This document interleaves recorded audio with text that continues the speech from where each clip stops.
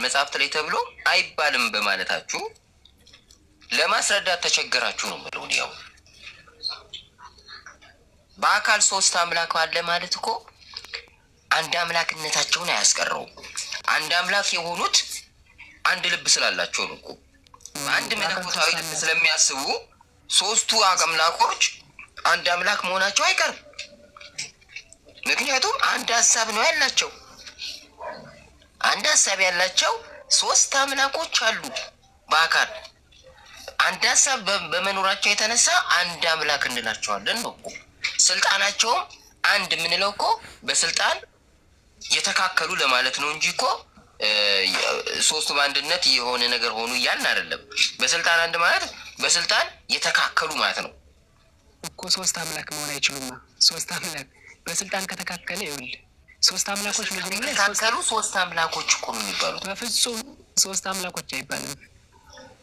ሶስት አምላኮች የማይባለው በባህሪያቸው ነው። በአካል በአምላክነት አንድ ነው። በአካል ስላሴ ስንል ራሱ እኮ ሶስቱ አምላኮች እናስተንተኝ እናንተኝ እስኪና ዝም በል የስላሴን አንድነታቸውና ሶስትነታቸው እስኪ መጀመሪያ ያስረዳኝ። ስላሴ በምን ሶስት እንደሆኑ በምን አንድ እንደሆኑ ንገረኝ። እሺ ይቻላል። ይኸውልሽ ስላሴ በስም ሶስት ናቸው። እሺ አብ ቢባል እንጂ ወልድ አይባልም። ወልድ ቢባል እንጂ መንፈስ ቅዱስ አይባልም። አካል ሶስት ናቸው። አብ ፍጹም ገጽ አለው፣ ፍጹም መልክ አለው፣ ፍጹም አካል አለው። እሺ መልክ ማለት ከራስ ፀጉር እስከ እግር ጥፍር ነው። ለወልድም እንደዚሁ አለው፣ ለመንፈስ ቅዱስም እንደዚሁ አለው። በግብር ሶስት ናቸው። አብ አባት ቢሆን እንጂ እንደ ወልድ አብ ቢወልድ እንጂ እንደ ወልድ አይወለድም፣ እንደ መንፈስ ቅዱስ አይሰርጽም። ወልድ ቢወለድ እንጂ እንደ አብ አይወልድም፣ እንደ መንፈስ ቅዱስ አይሰርጽም። መንፈስ ቅዱስን ቢሰርጽ እንጂ ከአብ እንደ ወልድ አይወለድም፣ እንደ አብ አይሰርጽም።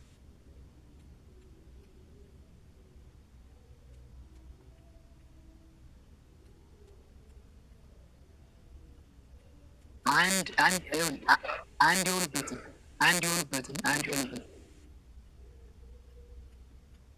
አብ ልብ ነው ይልና ወልድ ቃል ነው፣ መንፈስ ቅዱስ እስትንፋስ ነው ይላል። ኩነት ሶስት አንድ የሆኑበትን ነው የምልህ። አሁን ሶስት የሆኑበትን አስረድተኛል። አንድ የሆኑበትን አንድ የሚሆኑበት እኮ የኩነትንም ልንገሮት ብዬ ነው እኮ። ኩነት አለ አይደል? ኩነት ሶስትነትም ይባል አለ እኮ። እሱንም ሳልነግሮት እንዳልሄድ ነው። እሱ መሰረታዊ ኩነት ሶስትነት ላይ አብ ልብ ነው ይልና አብ ልብነቱ ለራሱም ነው፣ ለወልድም ነው፣ ለመንፈስ ቅዱስም ነው። አብ አባት ነው ሲባል ግን ለወልድ ብቻ ነው። ተመልከቱ ልዩነት። ኩነት ሶስትነት ውስጥ ሶስቱ አንድ እንዲሆኑ ያደረጋቸው ነገር አለ። የአብ ልብነት ወልድና መንፈስ ቅዱስ ውስጥ በመኖሩ ሶስቱ አንድ ሆኑ፣ አንድነት ተፈጠረ። ይሄ አንድነት እኮ ነው አንድ አምላክ ያሰኛቸው።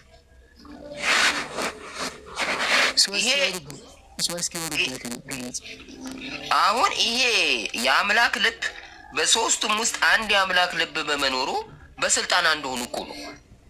በስልጣን አንድ፣ በባህሪ በህልውና አንድ የምንለው እኮ በአንድ ልብ መካሪ ናቸው እንጂ እንደ አንድ ልብ መካሪ አይደሉም።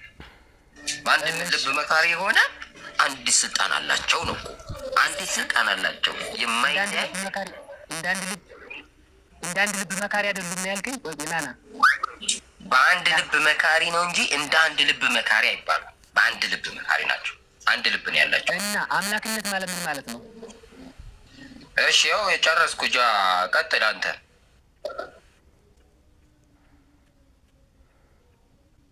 ኧረ ምን ለምን ትነግረኝ? ቆይ እሺ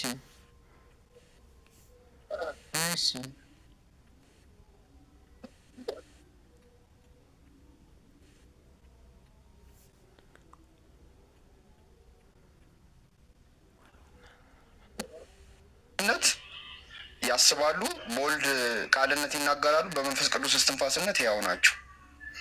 ተሳሳትኩ?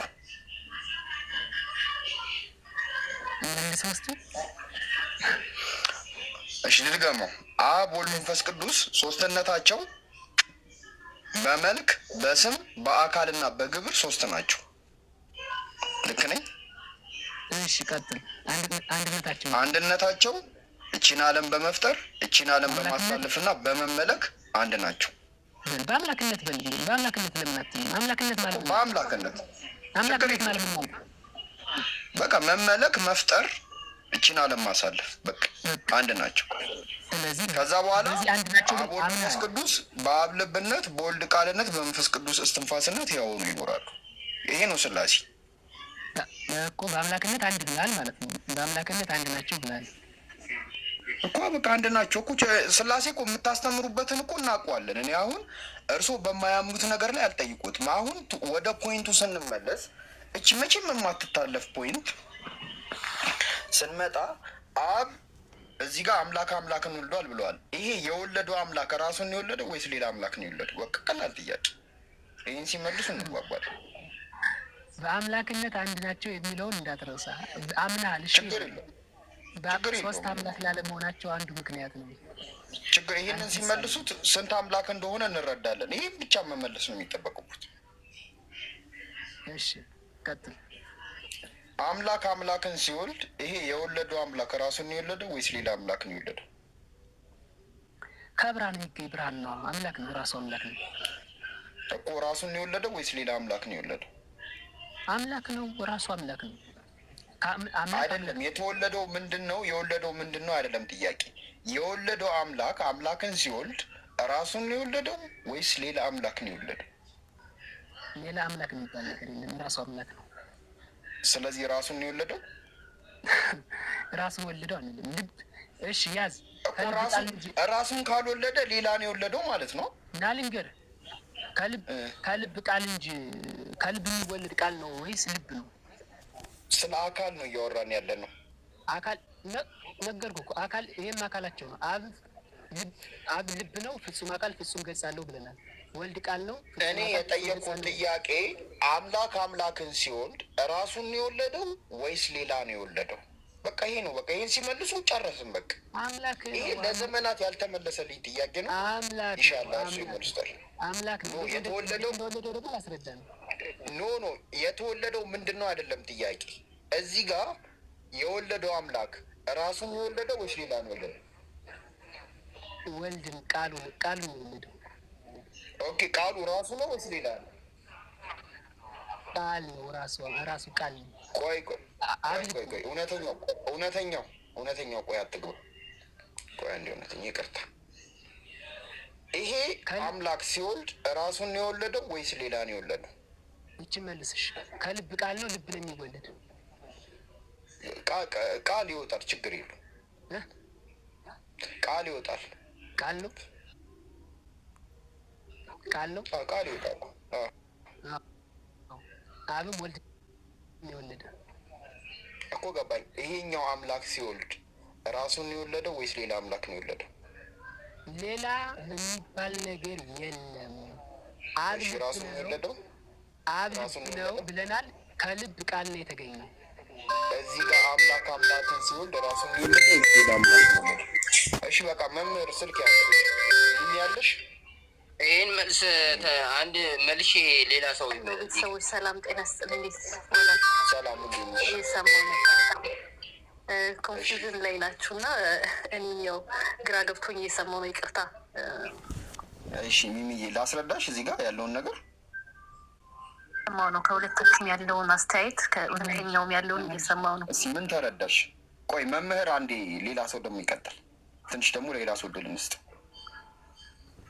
እኔ እንደ ግለሰብ የተረዳሁትን ነው የምናገረው።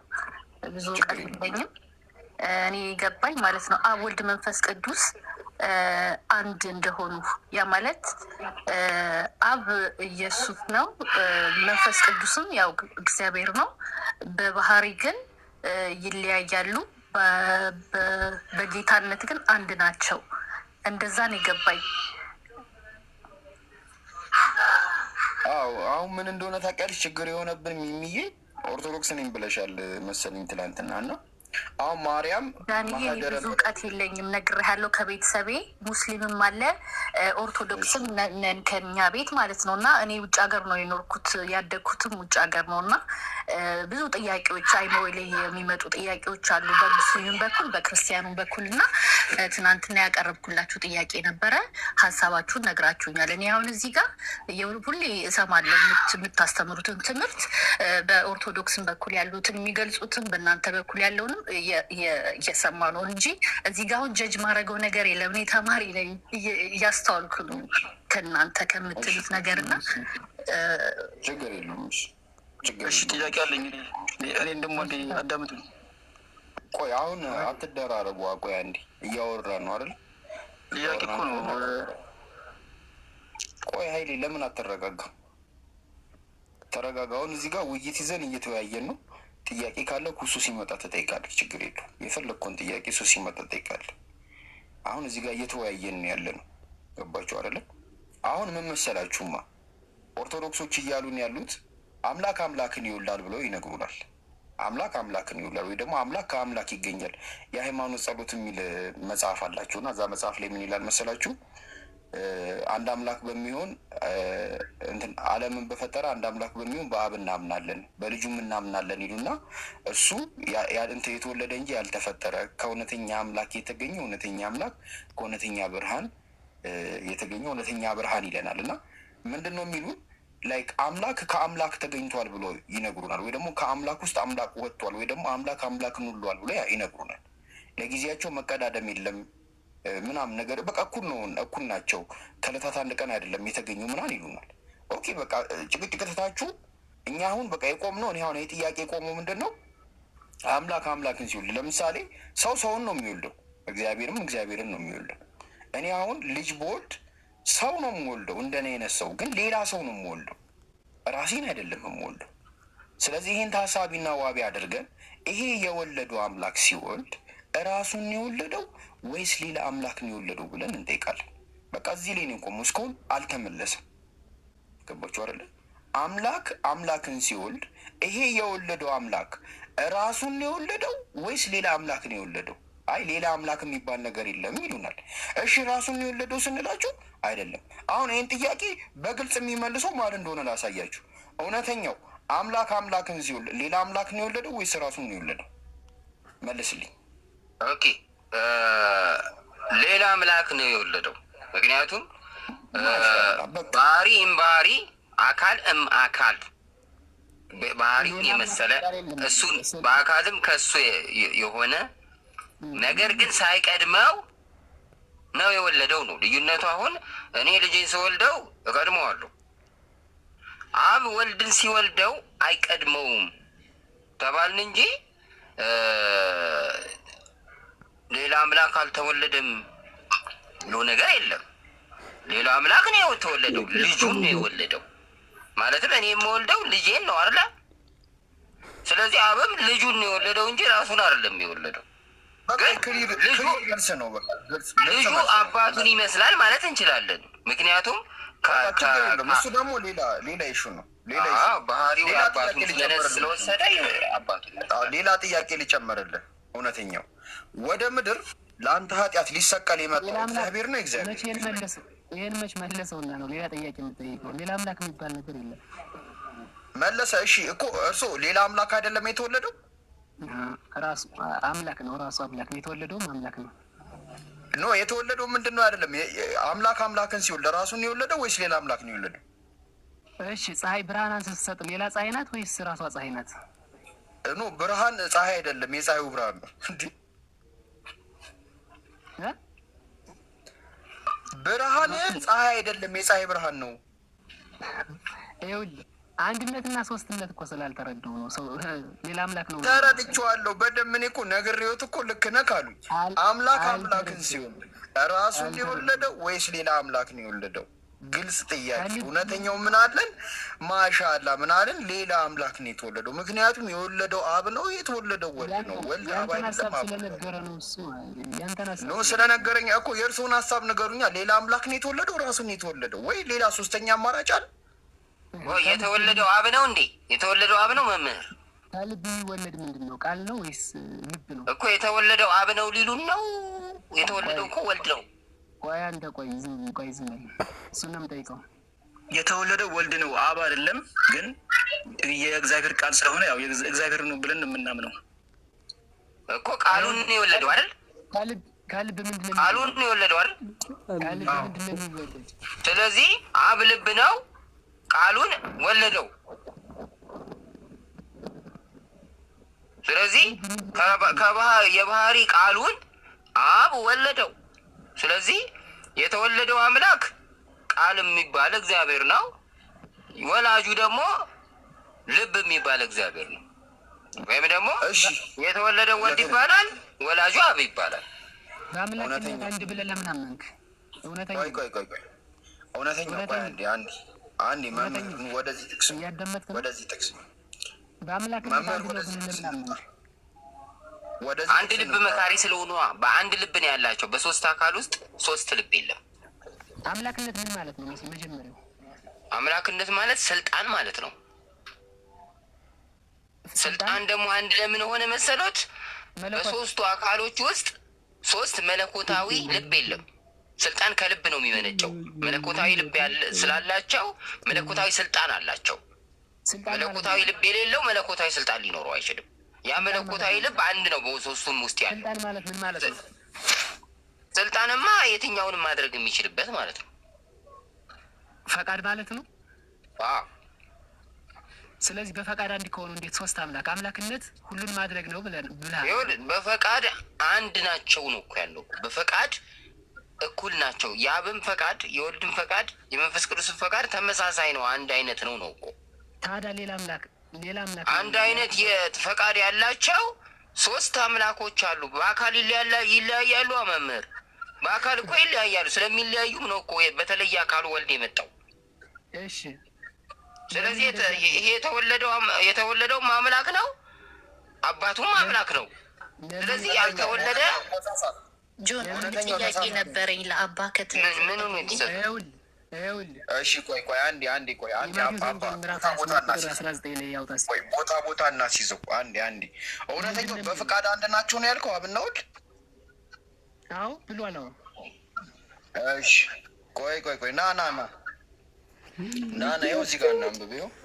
አንብብ ውስጥ ሉቃስ ወንጌል ምዕራፍ 22 ቁጥር 42 ላይ አባቱ ብትፈቅድ ይህች ጽዋ ከእኔ ውሰድ፣ ነገር ግን የኔ ፍቃድ አይሁን ያንተ እንጂ አለ። እዚህ ጋር የኢየሱስ ክርስቶስ ፍቃድ ምንድን ነው? የሰውነቱ እኮ የሰውነቱ ፍቃድ ከአምላክነቱ ጋር ይነጣጠላል። ሰው በመሆኑ እኮ ሰው በመሆኑ ከአምላክነቱ ጋር በፍቃድ ስንት ነው? ሰው በመሆኑ መልስለት። እውነተኛው በፈቃድ አንድ ናቸው ብላል። መልስለት። እሺ መምህር፣ እሺ ተወጥ፣ እውነተኛውን አመልስ። እሺ አባት ሆይ ብትፈቅድ ይህቺ ጽዋ ከኔ ውሰድ አለው። ነገር ግን የኔ ፈቃድ አይሁን ያንተ እንጂ አለ። ይሄ ማለት ምን መሰለህ? ፈቃድ ምንድን ነው? መልስለት እኮ ልነግርህ ነው። ይኸውልህ እዚህ ጋር እንደዚህ አይነት ዘይቤ አነጋገሮች ምንድን ናቸው? ላስተምረው የሚነገሩ አነጋገሮችን ይናገራል ኢየሱስ። ፈቃዱ ምንድን ነው? እዚህ ጋር የኢየሱስ ክርስቶስ የኢየሱስ ፈቃድ ይኸውልህ መጀመሪያ ነግሮሃል እኮ። ምንድን ነው? የሰው ልጅ ሊሞት ሊሰቀል ይገባዋል። ኖ አይደለም። አሁን ምን መሰለህ፣ ሶስተኛውን ቀን ሊነሳ ይገባዋል ብሎ ይሄ ፈቃድ አለው ኢየሱስ። ቆይ እውነተኛውን እንደ መምህር እያደረገት ነው። ያው ሌላ ጊዜ ቀጥታ ነው መምህር፣ ቀጥታ ማለት እኮ አሁን አየህ፣ ለማስተማር የሚናገረውንና እኮ ምንድን ነው ዳይሬክት የሚናገረውን ለይተህ ማወቅ አለብህ እኮ። የወልድ ፍቃድ ምንድን ነው? እዚህ ጋር የወልድ ፍቃድ የአብን ፈቃድ ነው። አሁን ብትፈቅድ ስላለ ምንድን ነው? እዚህ ጋር እኮ ምንድን ነው ፍቃድ? የወልድ ፍቃድ ብትፈቅድ ስላለ እሱ ስለፈቀደለት ነው የሞተው የሚባል ነገር የለም ነው። ኖ አይደለም። የወልድ ፍቃድ ምንድን ነው? እዚህ ጋር እንዲህ እውነተኛ ዙሪያ ጠምጥም አንተም ጀምርክ። የወልድ ፍቃድ ገባኝ። አሁን ገባኝ እኮ ልክን አሁን ቆይ ልምጣልህ፣ አንተ እንደፈለግከው ልምጣልህ።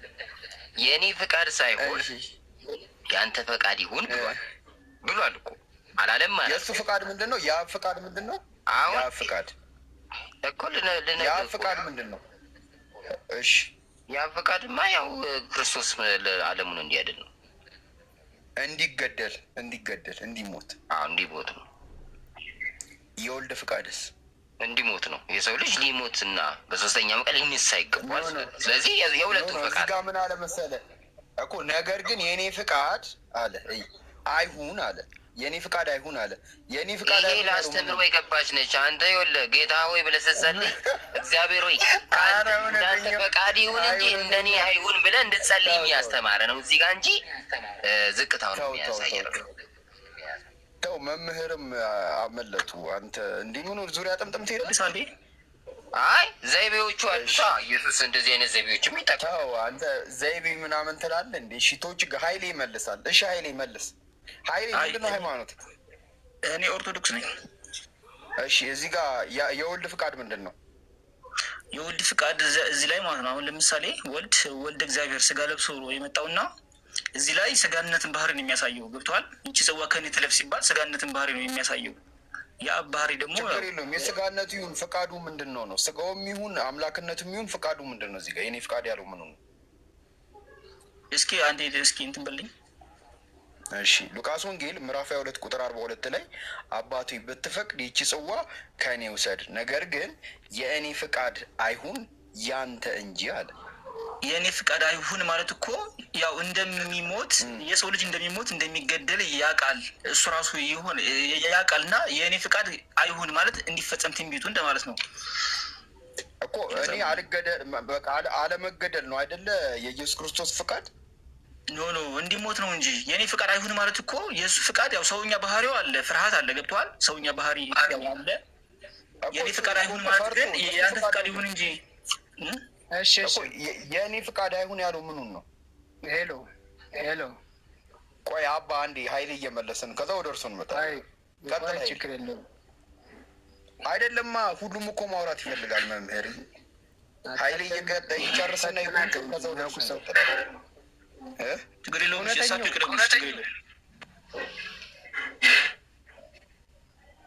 እሺ መምህር ይመልሱሽ። ምን መልሱሽ መምህር? ይኸውልህ ይሄ እኮ ነው ችግሩ። ነጠላ መጽሐፍ ቅዱስ ማንበብ፣ ትርጉም የለሽ መጽሐፍ ቅዱስ ማንበብ፣ ይሄ ነው ችግሩ። ከዚህ ላይ ምን ለማለት የወልድ ፍቃድ ምንድን ነው? ምን ለማለት ፈልጎ መሰለህ? አባቶች ብትፈቅድ ይህች ጽዋ ከእኔ ትለፍ፣ ነገር ግን የኔ ፈቃድ አይሁን ያንተ ፈቃድ ይሁን እንጂ አለ። ምን ለማለት ነው? በፈቃድ አንድ ናቸው ብለናል አይደል? ስለዚህ ያ ፈቃድ ከወልድ ይለያል አይለይም? እዚህ ጋር ይለያል። አይለይም። እሺ አስረድ ነው። አንድ ነው። የኔም የወልድ ፈቃድ ያንተ ፈቃድ ወልድ ስለ ራሱ ሲናገር ስለ ራሱ ፍቃድ የእኔ ፍቃድ ይሁን ነው ያለው ወይስ አይሁን ነው ያለው? በፍጹም አንድ ነው። ትርጓሜ ኖ አይደለም። እኔ ያልኩት እሱ የምታነቡት እሺ መልሱልኛ። ወልድ የእኔ ፍቃድ ይሁን ነው ወይስ አይሁን ነው ያለው? አዳምጥ። በፈቃድ አንድ ስለሆኑ ከአብ ፈቃድ የወልድ ፈቃድ የተለየ ስላልሆነ የኔና የአንተ ፈቃድ አንድ ነው ቢቻልስ ማለቱ ሰውኛውን ለማስረዳት ፍጡር ስጋን ስለተዋሃደ ለምሳሌ ይህን ተጠቅሞታል። ነገር ግን ዋናው ምስጢሩ ምንድን ነው? በፈቃድ አንድ ስለሆኑ የአንተ ፈቃድ ከኔ ጋር አንድ ነው እና ይህ ጽዋ ከኔ ቢቻል ይለፍ ብሏል። ምን ለማለት ነው? ፈቃዳቸው አንድ ሆኑ አንድ ለመሆኑ ለማጠየቅ ነው። በፈቃድ አንድ ስለሆኑ ምንም ልዩነት የለውም። ያ ፈቃድም የወልድ ፈቃድ ነው። የመንፈስ ቅዱስንም ፈቃድ የመንፈስ ቅዱስ የወልድ ያ ፈቃድ ነው። ችግር የለውም። እዚህ ጋር ወልድ የኔ ፈቃድ ይሁን ነው ወይስ አይሁን ነው ያለው? ያብና የመንፈስ ቅዱስ ፈቃድ አንድ አለ። እሺ ቀጥሉ። እዚህ ጋር ወልድ የኔ ፈቃድ ይሁን ነው ወይስ አይሁን ነው ያለው? አይሁን ያለበት በሰውነቱ ሰው በመሆኑ እኮ ፍቃዱ ምንድን ነው? በሰውነቱ ያንተ ስጋ ሲደበደብ ይፈራል አይፈራም? ችግር የለውም እኮ ፍቃዱን ንገሩኝ። ችግር የለውም ገብቶኛል። ይኸውልህ አንድ አምላክ አለ ብለናል። ይህ አምላክ ፍጡር ስጋን ተዋህዶ። ነገር ግን የኔ ፍቃድ ያለው ምኑን ነው? የኔ ፍቃድ ያለው ምኑን ነው? ምሳሌ ነው፣ ለምሳሌ ነው፣ ለአብነት ነው። ለአብነት ፍቃዱ ምንድን ነው? ወልድ ለአብነት ነው የተጠቀመው። ፍቃዱ ምንድን ነው እኮ? ፍቃዱ ምንድን ነው? አብነት ማለት ምን ማለት ነው? እኔ እንጃ፣ እኔ አላውቅም። ፍቃዱ ምንድን ነው? እዚህ ጋር አብነት ማለት ምሳሌ ማለት ነው። እናንተም እንደዚህ ብላችሁ ጸልዩ እኮ አይደለም። አይ እንደዚህ ብላችሁ ጸልዩ አይደለም ያለው። የወልድ ፈቃድ ከአብ ጋር አንድ ነው። እዚህ ጋር የእኔ ፍቃድ ያለው ኢየሱስ ክርስቶስ የእኔ ፍቃድ ያለው ተፈጽሟል ወይስ ይሁን ነው ያለው ወይስ አይሁን ነው ያለው? እንደ ፈቃድ ይሁን እኮ አይደለም። የእኔ ፍቃድ ይሁን ነው ያለው ወይስ አይሁን ነው ያለው? በፈቃድ አንድ ስለሆኑ ራሱ ያውቃል። የእኔ ፍቃድ ይሁን ነው ወይስ አይሁን ነው ያለው? እኔ እኮ አንዳንድ ጊዜ አማርኛ እንደምናወራ ራሱ እኮ እጠራጠራለሁ። በጣም ግልጽ አማርኛ ነው የምናወራው። የእኔ ፍቃድ ይሁን ነው ወይስ አይሁን ነው ያለው? አይሁን ነው ያለው። እሺ አይሁን ያለው የእኔ ፍቃድ አይሁን ያለው ምን ፍቃድ ነው? የምን ፍቃድ? አይሁን ያለበት ምክንያት ምንድን ነው? ለምሳሌ ምክንያት አይደለም፣ ምንድን ነው? ምክንያቱን አላልኩም። ምንድን ነው ፍቃድ የተባለው? ምንድን ነው ፍቃዱ? ምንድን ነው? በምትጸልዩበት በምትሰቃዩበት ጊዜ የአንተ ፈቃድ ይሁን እንጂ እኛ ፍቃድ አይሁን ብሎ ለመናገር እኮ ገባኝ። ይሁን የእሱ ፍቃድ ምንድን ነው?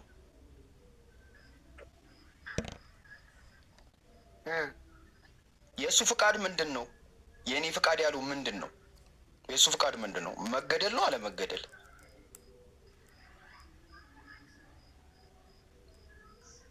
እሺ ሚሚ ያለሽ አለሁኝ። እሺ ጥያቄሽን ጠየቂ። እሺ እኔ ትናንትና የጠየቁትን ጥያቄ መልሼ ለመጠየቅ ነበረ። ነገርኩኝ። ፈቃዱ መምህር በቃ ቆያለሁ ስጨርሱ አይደለም። አይ ቆይ አይደለም እንዴ ይሄ ሁላ ሰው እኮ የተቀመጠው ሊማር ነው። ቀጥይ ሚሚ ጥያቄ። የወልድ ፈቃድ እንደ ፈቃድ ነው። ምንም መምህር ኔትወርክ አስቸግሯቸዋል። ትናንትና አንድ ጥያቄ ጠይቄ ነበረ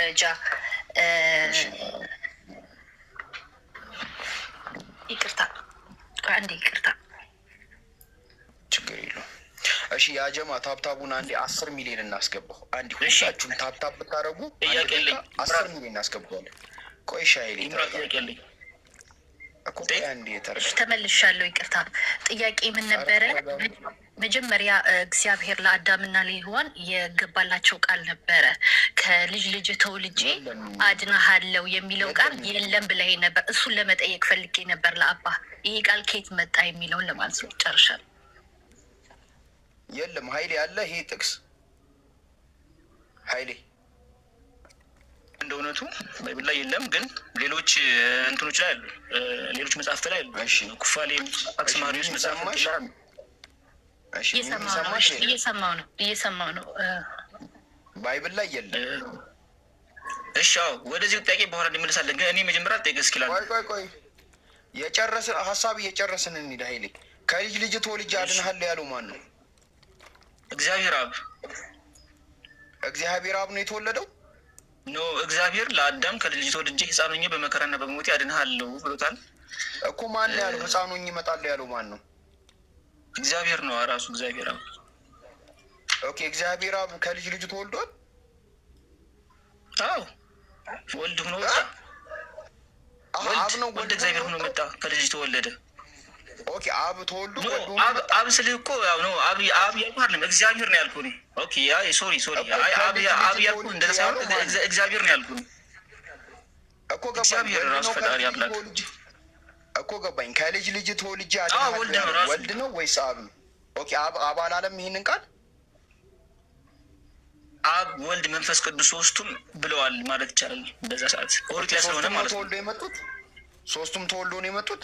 ኖ እንደሱ ያልክ አይደለም። ቆይ እስኪ እናንተ ቁርአን ላይ የአላህ ቃል የሌለ እንደ ኢሳን ቆይ ወደ እሱ እንመጣለን። ቆይ ችግር የለውም። ቆይ ወደ እሱ እንመጣለን። ያ እግዚአብሔር ቃል ራሱ እግዚአብሔር እኮ ነው እኮ። ችግር የለውም። አሁን አብ ከልጅ ልጅ ተወልጄ አድንሃለሁ ካለ አብ ከልጅ ልጁ ተወልዶ አድኖታል ወይስ አላዳነውም? አድኖታል እንጂ። አብ ከልጅ ልጁ ተወልዶ አድኖታል። አብ ወልድ መንፈስ ቅዱስ አብ ወልድ መንፈስ ቅዱስ አንድ እግዚአብሔር ናቸው። ገብተዋል ማለት እግዚአብሔር አሁን ቆይ አንተ እግዚአብሔር ናቸው አላልኩህም። እኔ ያልኩህ ማለት ነው ሀይሌ አብ ከልጅ ልጅ ተወልጄ አድንሃለሁ ብሎታል ወይ ለአዳም? አዎ ከዛ ወልድ ሆኖ መጣ። ኦኬ አዳም ተወልዷል፣ አብ ተወልዷል ከልጅ ልጁ። አብ አልተወለደም፣ ወልድ ነው የተወለደው። ወልድ በባህሪው እኮ ታዲያ ተወልጄ ለምን አለው? ከልጅ ልጅ ተወልጄ አድንሃለሁ ለምን አለው? ለምን ዋሸው? እንዴት ለምን ዋሸው ማለት አብ ኦኬ፣ ሶስቱ የተለያዩ ናቸው ብለህ የምታምነው አንተ? ኖ አይለያዩ። አብ ከልጅ ልጅ ተወልጄ አድንሃለሁ ካለው ለምንድን ነው አብ ከልጅ ልጁ ተወልዶ ያላዳነው?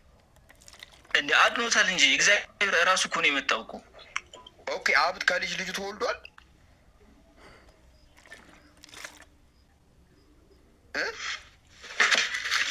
ወልድ እግዚአብሔር ወልድ ነው የተወለደው። ያው አብ እግዚአብሔር ብሎ በቃ እግዚአብሔር ነው ራሱ ወልድ ብሎ መጣ እኮ ገባህ? ይኸውልህ ሲጀምር አብ መንፈስ ቅዱስ አዲስ ኪዳን ነው የሚጀምረው። ገብቶሃል?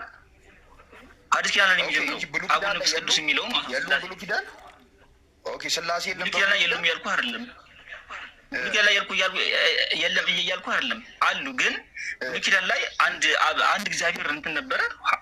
ሐዲስ ኪዳን ላይ ደግሞ እግዚአብሔር ኃይሌ አዳም ላይ መጀመሪያ ወልድ ለአዳም ከልጅ ልጅ ተወልጄ አድንሃለሁ ቢለው ትክክል ነው። ወልድ ከልጅ ልጁ ተወልዷል። አልተወለደም? ትክክል ነው። አዎ አብ ከልጅ ልጅ ተወልጄ አድንሃለሁ ብሎታል። ቆይ ብሎታል። አብ ወልድ ነው ያለው። አንድ እግዚአብሔር አንድ ቃል ቆይ ልንገርህ ኃይሌ፣ አብ ከልጅ ልጅ ተወልጄ አድንሃለሁ ብሎታል። ያልከኝ እውነተኛው እንቶ አብ ከልጅ አድንሃለሁ ያለው እንጂ አብ አይደለም። ቆይ እውነተኛው አንተ እኮ ሶስት አምላክ ነው የምታመልከው። ዝም ብለህ ሚት አድርገህ ተቀመጥ። አሁን አንድ አምላክ እናመልካለን ከሚሉ ሰዎች ጋር ነው እየወረን ያለን። ኃይሌ በድጋሚ አብ ከልጅ ልጅ ተወልጄ አድንሃለሁ ብሎታል። እሺ አዎ አብ ወልድ መንፈስ ቅዱስ በሰዓቱ አንድ እግዚአብሔር ነው። በቃ አንድ እግዚአብሔር ነበር። እግዚአብሔር ሳይመጣ በፊት አንድ አምላክ አንድ እግዚአብሔር ቅዱስ አለ። አዎ እሺ ብሎታል። እሺ አዎ ብሎታል። እሺ ቴንኪዩ አብ ብሎታል። እሺ አብ ከልጅ ልጅ ተወልጄ አድንሃለሁ ካለው አብ ከልጅ ልጁ ተወልዶ አድኖታል። ወልድን ላከ አይደለም። ምን የጠየቅኩ ማንን ላከ ሲሆን አብ ከልጅ ልጁ ተወልዶ አድኖታል ወይስ አላዳነው? ቃሉን እኮ ነው የላከው። አዎ አድኖታል እንጂ አብን ያዳነው እኮ ቃሉን እኮ ነው የላከው። ወልድን ማንን ላከ አላልኩም። እኔ ማንን ላከ አላለም። ቃሉ እሺ ቆይ ከልጅ የአላህ ቁርአን ነው አይደል? አይደለም። ቆይ ወደ እሱ እንመጣለን ኃይሌ። አብ ከልጅ ልጅ ተወልጄ አድንሃለሁ ካለው አብ ከልጅ ልጁ ተወልዶ አድኖታል።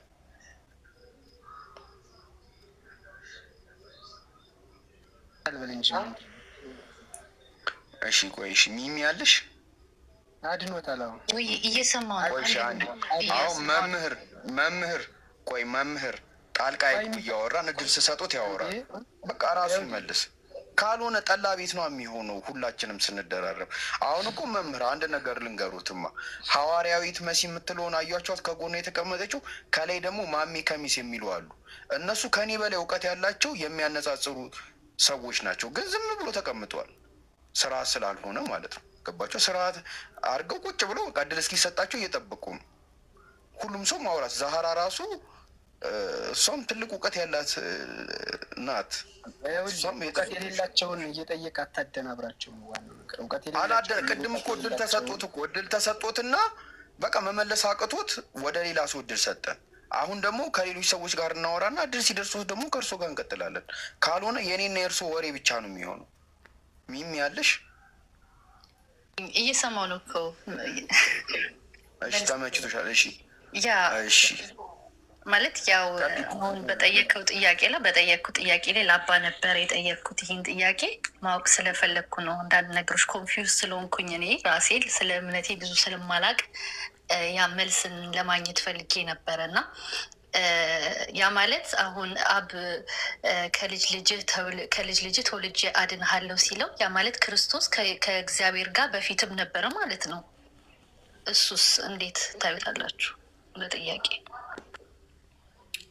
እኔ አሁን ምን መሰልሽ አይደለም መምህር ለእኔ ነው የጠየቀች። ግን የእሷን ጥያቄ እንትን በሉ ሚሚሽ። ያው ያንቺ መጀመሪያ ጥያቄሽን ጥቅሱን ጠይቂያቸው። ጥቅሱ መጽሐፍ ቅዱስ ላይ ያለው ብለሽ ጠይቂያቸው። ከዛ ይቀጥሉ። አዎ ትናንትና ይህን ጥያቄ ለእናንተ ሳቀርብ ገስት ላይ የለም አልተጠቀሰም አልክኝና ግልጽ አሁን ግን አባታችን እዚሁ ስላሉ ለእነሱ ጥያቄውን ባቀርብ የበለጠ ይገልጹታል ስላሰብኩ ነበረ። ይህን ጥቅስ በትልቁ አድርጌታለሁ። ከመጽሐፍ ቅዱስ አወጣ ያሳዩ። እሺ ምንድን ነው ጥያቄሽ? መልሰሽ ከልጅ ልጅ ተወልጄ አድንሃለሁ የሚለው የመጽሐፍ ቅዱስ ጥቅስ ንገሩ፣ አሳዩ። እሱን አላለችም። እሷ የጠየቀችው ሌላ ነው። እኔ አባት ጥያቄ ምንድን ነው? እኔ ያው እንግዲህ አንተ ዝም በል። እሺ ዝም አልኩ። እግዚአብሔር ለአዳም ቃል ሲገባለት ከልጅ ልጅ ተወልጄ አድንሃለሁ ሲለው የምንጠብቀው የነበረው ያው የሰው ልጅ እንዲድን ክርስቶስ መወለድ አለበት አይደል? እና ከልጅ ልጅ እኔ ተወልጄ እመጣለሁ እና አድናችኋለሁ ሲል ክርስቶስ ልጁን ሲልክልን ያ ማለት ክርስቶስ አብሮት ነበረ ማለት ድሮ ማለት ነው። ዓለም ሲፈጠር እንዴት ነው ያ ነገር ግልጽ እንዲሆንልኝ፣ ከልጅ ልጅ ተወልጄ አድናለሁ ማለት ራሴ መጥቼ ነው አደለ? አድናሃለው። ከዛ አንደኛ ልጁን ላከ ሲባል ደግሞ ክርስቶስ ያው እግዚአብሔር ቆይ ዝም በል እንጂ ጥያቄ አይደለም መምህር ላስተካክላት አይደለም እንዴ ምን ሆነ ነው? እኔ እኮ ከፈለግኩ አስወርዶታለሁ ማውራት ከፈለግኩኝ፣ ግን እሷ ራሱ ጥያቄዋን እየቀየረች ስለሆነ ነው። አይደለም አልቀየረችም አለሁኝ እሷ አልቀየርኩም ትበለኝ መምህር። እሷ አሁን ሳወራ ነው የኔን ሀሳብ ይዛ እሱም ጥያቄ ሆኖባት እየጠየቀች ከልጅ ልጅ ተወልጄ አድንሃለሁ የሚለው ጥቅስ የቱ ጋር ነው ብለሽ አይደለም መጀመሪያ እሱን ጥያቄ እውነት ለመናገር ከሆነ እሱን ዋና ጥያቄ የልጅ ልጅ ስለው ቃል ገብቶለታል እና በዛ በቃሉ መሰረት ጥቅሱ የት ነው ያለው? መጀመሪያ ጥቅሱን የጠየቅሽው አይደለ? አውጃ የለም ስላልከኝ ትናንትና አሁን አባ ስላሉ እኮ እሳቸው ያሳዩና ከመጽሐፍ ቅዱስ እኔ ማየት እፈልጋለሁ። እኔ ከኦርቶዶክስ ሃይማኖት የመጀመሪያ ለመውጣት መንገድ የከፈተልኝ ጥቅስ ይሄ ጥቅስ መጽሐፍ ቅዱስ ላይ አለመኖሩ ነው። የመጀመሪያ የጠየቅሽው ጥያቄ እግዚአብሔር ለአዳም ከ5500 ዓመት በኋላ ከልጅ ልጅ ተወልጄ አድንሃለሁ የሚለው ጥቅስ መጽሐፍ ቅዱስ ላይ አለ ወይስ የለም? ይሄ ነው ጥያቄሽ አይደለም? መጀመሪያ አንተም የጠየኩት እሱ ነው። አሁንም ጥያቄ እሱ ነው። በቃ ከዛ እኔ ሳወራ ሰማሽና ደግሞ አዲስ ጥያቄ ተፈጠረብሽና እሱንም ጠይቅሽ። እንዲህ ነው ያደረግሽው። እኔ ሆነ አሁን በምታወሩት ደግሞ ያው ወደ መንፈስ ቅዱስ አንድ ነው በምትሉት እስካሁን እስከሰማሁት ባለው ጥያቄ ላይ እግዚአብሔር ቃል ገብቶ ለአዳም አድንሃለሁ መጥቼ ካለው አንደኛ ልጅ ብቻ መጀመሪያ በተራ በተራ ጥቅሱ የት ነው ያለው መሰለኝ? መጽሐፍ ቅዱስ ላይ ያለው እውነተኛው መጽሐፍ ቅዱስ ሲራክ 24 ላይ ያለ ሲራክ 24 ላይ ያለ። እስቲ ክፈቶሽ። እሺ ሲራክ 24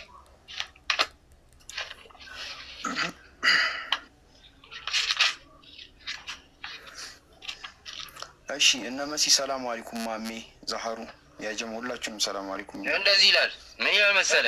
ወአለይኩም ሰላም ወራህመቱላህ ወበረካቱ። አንድ ጊዜ ወገናችን ጋይስ ኡስታዝ ዋሂድ ፖስቷል። መምህር ዮሐንስ ጌታቸው ስለ እግዚአብሔር አካላት የተናገረውን የፖስቶ ሂዳችሁ ኮፒ ሊንክ ሼር አድርጉ። በየቤታችሁ ፖስቱት፣ ዲዩት አድርጉት፣ ሼር አድርጉት፣ ታፕታፕ ኮፒ ሊንክ አድርጉ። ያላ አሁኑ ማለት ነው። ስራ ኡስታዝ ዋሂድ ነው የፖስተው። አንዱ ይሄ ነው። ሁለተኛው ወገናችን ሲራክ ሐዋርያ አይደለም። ሲራክ ሐዋርያ አይደለም። ሐዋርያት ስለ ኢየሱስ ከልጅ ልጅ ተወልጄ ምናምን ብሎ የሰበከው መጽሐፍ ቅዱስ ነው የተባሉት። ከምንም ከመጽሐፍ ቅዱስ ስለተባለ መጽሐፍ ቅዱስ ላይ ያለ ጥቅስ ነው የማወጣው። እግዚአብሔር ከልጅ ልጅ ተወልጄ አድንሃለሁ ያለበት ምንድን ነው ያልኩህ?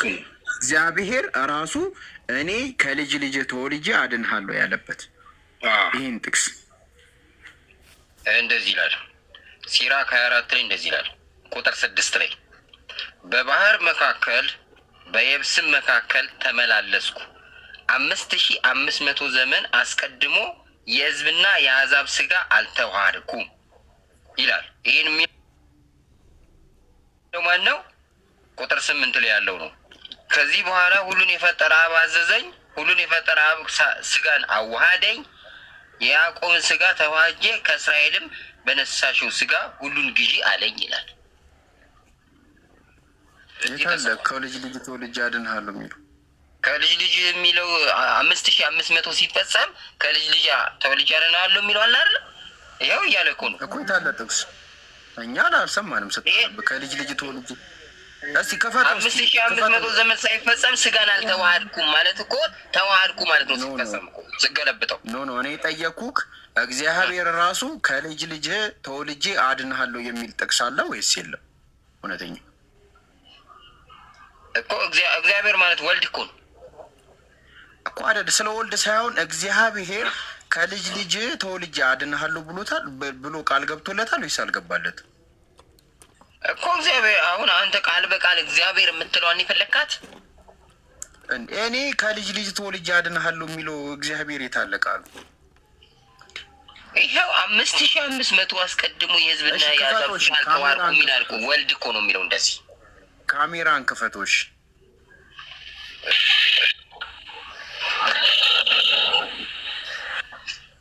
ማሚ ሰላም አለይኩም። ኦኬ እስከሚከፍተው ድረስ ያ ጀማአ እንደው ቃል በቃል እንኳን ሲራህ ጋር ቢገኝ የግዴታ ከሐዋርያት አስተምሮ ጋር መግጠም አለበት። ኦኬ ከሐዋርያት አስተምሮ ጋር ከአዲስ ኪዳን ጋር ካልገጠመ ተቀባይነት የለውም። ከብሉይ ኪዳን ጋር ካልገጠመ ተቀባይነት የለውም። አንደኛ ሲራክ ላይ ያመጣው እንደዛ አይልም። ቃል በቃል ከልጅ ልጅ ተወልጄ ምናምን የሚል የለውም። እንደው ቢል እንኳን የግዴታ ከብሉይ ኪዳንና ከአዲስ ኪዳን ጋር መግጠም አለበት፣ ከ66ቱ ጋር ማለት ነው። በተለይም ከሐዋርያት አስተምሮ ከጴጥሮስ ከጳውሎስ ከዮሐንስ አስተምሮ ጋር መግጠም አለበት። ካልገጠመ ተቀባይነት የለውም። ይታያል አይደል? ቁጥር 6 ጋር ስንጀምር ከፈለክም ከላይ ብንጀምር ያንን ነው የሚያወራው። ወልድ ይላል። ወልድ ሰውነቷን በተዋህዶ ታከብራለች ይላል። ወልድ ማለት ኢየሱስ ነው። በአሕዛብ መካከል ትመካለች፣ በእግዚአብሔር ወገኖች መካከል ነገርን ትናገራለች፣ በሐዋርያት መካከል ትመካለች ይላል። አየህ፣ እኔ ከእግዚአብሔር አብ ተወለድኩ፣ ምድርንም እንደ ጉም ሸፈንኳት። እኔ በሰማይ ኖርሁ፣ ዙፋኔንም በደመና ላይ ዘረጋው፣ ብቻዬንም በአድማስ ዞርሁ፣ በውቅያኖስም መካከል ዞርሁ ይላል። ወልድ ነው የሚለው ይንን። በባህር መካከል በየብስም መካከል ተመላለስኩ። 5500 ዘመን አስቀድሞ የሕዝብና የአሕዛብን ስጋ አልተዋሃድኩም። ይህ ምን ማለት ነው? 5500 ሲፈጸም ተዋሃድኩ ማለት ነው ስገለብጠው። ከዚህ በኋላ እረፍትን ፈለግኩ። እንዲህም የማንን ስጋ እንግዲህስ የማንን ስጋ ምን ነው የሚለው? ይበቃል። የዚህ ድረስ በቂ ነው። እዋሃዳለሁ እኮ ታዲያ ከልጅ ልጅ ተወልጄ ታዲያ የሚለው ታዲያ የታለ? የሕዝብና የአሕዛብን እኮ ከልጅ ልጅ የሚለው እኮ በነገር ላይ ይኸውልህ ቃል በቃል እንደዚህ ደግሞ ሌሎች መጽሐፍት ላይ ያለ ነው ያለው። ሌሎች መጽሐፍት ላይ ቃል በቃል ተወልጄ አድንሃለሁ የሚል ደግሞ ሌላ መጽሐፍት ላይ ያለው ችግር ግን እዚህ ጋር ከልጅ ልጅ ተወልጄ አድንሃለሁ የሚል ጥቅስ አለ። የሕዝብና የአሕዛብን ስጋ አልተዋሃድኩም እያለክ ከልጅ ልጅ ተወልጄ አድንሃለሁ የሚል ጥቅስ አለ? የለም። ካለ አለ፣ ከሌለ የለም። ሌላ ነገር ሊያለ ሊያድን መምጣቱን ይናገራል ነው አባባል። ኖ ከልጅ ልጅ ተወልጄ አድንሃለሁ የሚል ቃል አለ ወይስ የለም? አለ እንጂ እያለ በኩል ቃል በቃል አሳየኝ። እሺ የት አለ? ቃል በቃል ሳይሆን ዞር አድርጎ ነው የነገረህ እኮ። ይኸውልህ ዞር አድርጎ አንተ ነው ያዞረህ። እሺ ትንሽ ወረድ ብለን እናንብበው። ለማዳን እንደመጣም እኮ ሰላም አለይኩም ያብራራልሃል። ለማዳን እሱ የሚገናኝም አይደለም። ራሱ ጥያቄ የጠየቅከው ልጅቷ ቃል በገባችው መሰረት አመጣለሁ ብላ ያመጣችው ነገር ምንድን ነው? ዘፍጥረት ላይ ለአዳም ቃል ሲገባለት ከ5 ቀን ተኩል በኋላ ወይም ከ5500 ዘመን በኋላ ከልጅ ልጅ ተወልጄ አድንሃለሁ ብሎ ቃል የገባለት መጽሐፍ ቅዱስ ላይ ያለ ነው ብላ ያለችው 66 ላይ አለ ያለችው። እሱ ጥቅስ የለም። ፓራፍሬዝ ኮቴሽን ነው የጠየቅከው አንተ። እሱ ያመጣው ደግሞ ሜታፍሬዝ ኮቴሽን ነው። ራሱ ያመጣውን ደግሞ እኔው ራሱ ምን ላይ ነው ያመጣው? እውነተኛው ሰላም ብያለሁ። በቅድሚያ ሰላም ወይድ እንዴት ነህ? እግዚአብሔር ይመስገን። ኡስታዝ ምን ላይ ነው ያመጣው? ሲራክ 24 መጽሐፈ ሲራክ ምዕራፍ 24 ኦኬ ጥሩ። አንድ ይጠብቀኝማ። መጽሐፈ ሲራክ ምዕራፍ 24 ቁጥር ስንት? ቁጥር 1 ጀምሮ ቁጥር 6 ላይ ነው ግን ያለው ቃል። ትቤ ትወድስ ነፍሳት ወትሜካ በማእከለ ህዝባ ውስተ ማህበረ ልዕል ትከስት አፈዋ ወትሜካ በቅድመ ኃይሉ አንሰ ማአፎሙ ለልዑል ወጻይኩ ወከመ ግሜ ከደኩ ለምድር አንሰ ውስተ ሰማያት አደርኩ ወመንበሬ ውስተ አምደ ደመና ወወድኩ በሀቲት አጽናፈ ሰማይ ወአንሶኩ ውስተ እሙቅ ቀላይ ወመልተ ማዕበላ ባህርኒ ወውስተ ኩሉ ምድር ዋጠረኒ በውስተ ኩሉ አሕዛብ ወውስተ ኩሉ ህዝብ ወምህዝበ ኩሉ እረፍተ ሀሰበው ውስተ ርእሰ መኑ እንከረ አህደር። ስንት ቁጥር ላይ ነው ያለው? ስጋ ለብሼ ምናምን የሚለው የህዝብና የአሕዛብን ስጋ አልተዋሃድኩም የሚለው ቁጥር 6 ላይ ነው። ቁጥር 6 ላይ የለም። ግዕዙ ላይ ሳይፈጸም የለም። አውጣውና ግዕዙን ያው ድጋሚ ላም 6 ላይ ወመልዕልተ ማዕበለ ባህርኒ ወውስተ ኩሉ ምድር ወአጥረይኩ በውስተ ኩሉ አሕዛብ ወውስተ ኩሉ ህዝብ ነው የሚለው። አንተ የምትለው ቃል የለም። እንግዲህ አሁኑን ግዕዝ ሲያትሙት አውጥተውት እንዳይሆን። አይ ግዕዙ ላይ ሥላሴ የሚለውንም አውጥተው የለ የሁለት ሺትም ላይ ግዕዙ ላይ የለም። አውጥተውት ቢሆን አለ ግዕዙ ላይ የለም። በነገር ላይ የሁለት ሺትም ላይ የለም። አሁን ኬንያ ይታት 2000 እኮ እሱን ነው እኮ ለምን እንትን ትለታለህ? ኬንያ ሄደው ሲያሳትሙት የነበረው ባይብል ላይ ሲጀመር የኢትዮጵያ ኦርቶዶክስ ቤተክርስቲያን አይደለም ያሳተመችው። ያሳተመው ኬንያ ውስጥ የነበረው የኢትዮጵያ መጽሐፍ ቅዱስ ማህበር ወስዶ ማሳተም ውስጥ ሥላሴ የሚል ቃል ጨምረዋል። አሁን የተናገርከውን ቃሉን ላይ ጨምረዋል። ግዕዙ ላይ የለም፣ ሚሊኒየሙ ላይ የለም። ሚሊኒየሙ ላይ ላንብብላችሁ። ይኸው ሚሊኒየሙ ላይ ይነበብ ራሱ ሚሊኒየሙ ላይ የቀድሞው ራሱ ከግዕዝ ነው የተተረጎመው እኮ ያሁን 1980 ነው። እኔ እንደዚህ ያለች ይላል። ይኸው የ1980 ላይ ጨምራችሁት ነው፣ ሆን ብላችሁ ጨምራችሁት ነው። ወላ ስመወላ ተተረጎሙት እሱ ነው ምልክት። ግዕዙ ላይ የለም፣ ግዕዙ ላይ የለም። ለምን ሰውን ያጭበረብራል? ግዕዙንም እኮ ቀይረውት ነው እኮ ወላ አልቀየሩትም። ሀርድ ኮፒው ካለ አውጣው አሁኑ ነው። ወላ ስመወላ የለም። ስለዚህ ለምን እውነተኛው እኔ አንተን እየወቀስኩኝ አይደለም። ለምን እኮ ለምንድን ነው እንደዚህ አይነት ማጭበረበር የሚደረገው? ለምን ህዝቡ አያነብም ብለው ለምንድን ነው እንደዚህ የሚሸውዱት? ሥላሴ የሚለውን ቃል 80 ላይ የሌለውን ሥላሴ ብለው 24 ቦታ ከፍተውታል። ለምን እንደዚህ ሰው ያጭበረብራሉ? መምህራኖቻችሁ ለምንድን ነው የሚያጭበረብሩት? ግዕዙ ላይ የለም፣ የሚሊኒየሙ ላይ የለም። ለምንድን ነው ሰው የሚያጭበረብሩት በእንደዚህ አይነት ደረጃ?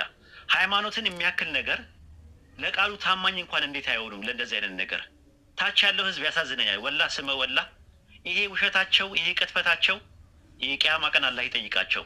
እነዚህ ምንም የማያውቁ በጎቹና ምስኪኖቹ ግን ያሳዝኑኛል። ጃቢር ቀጥል።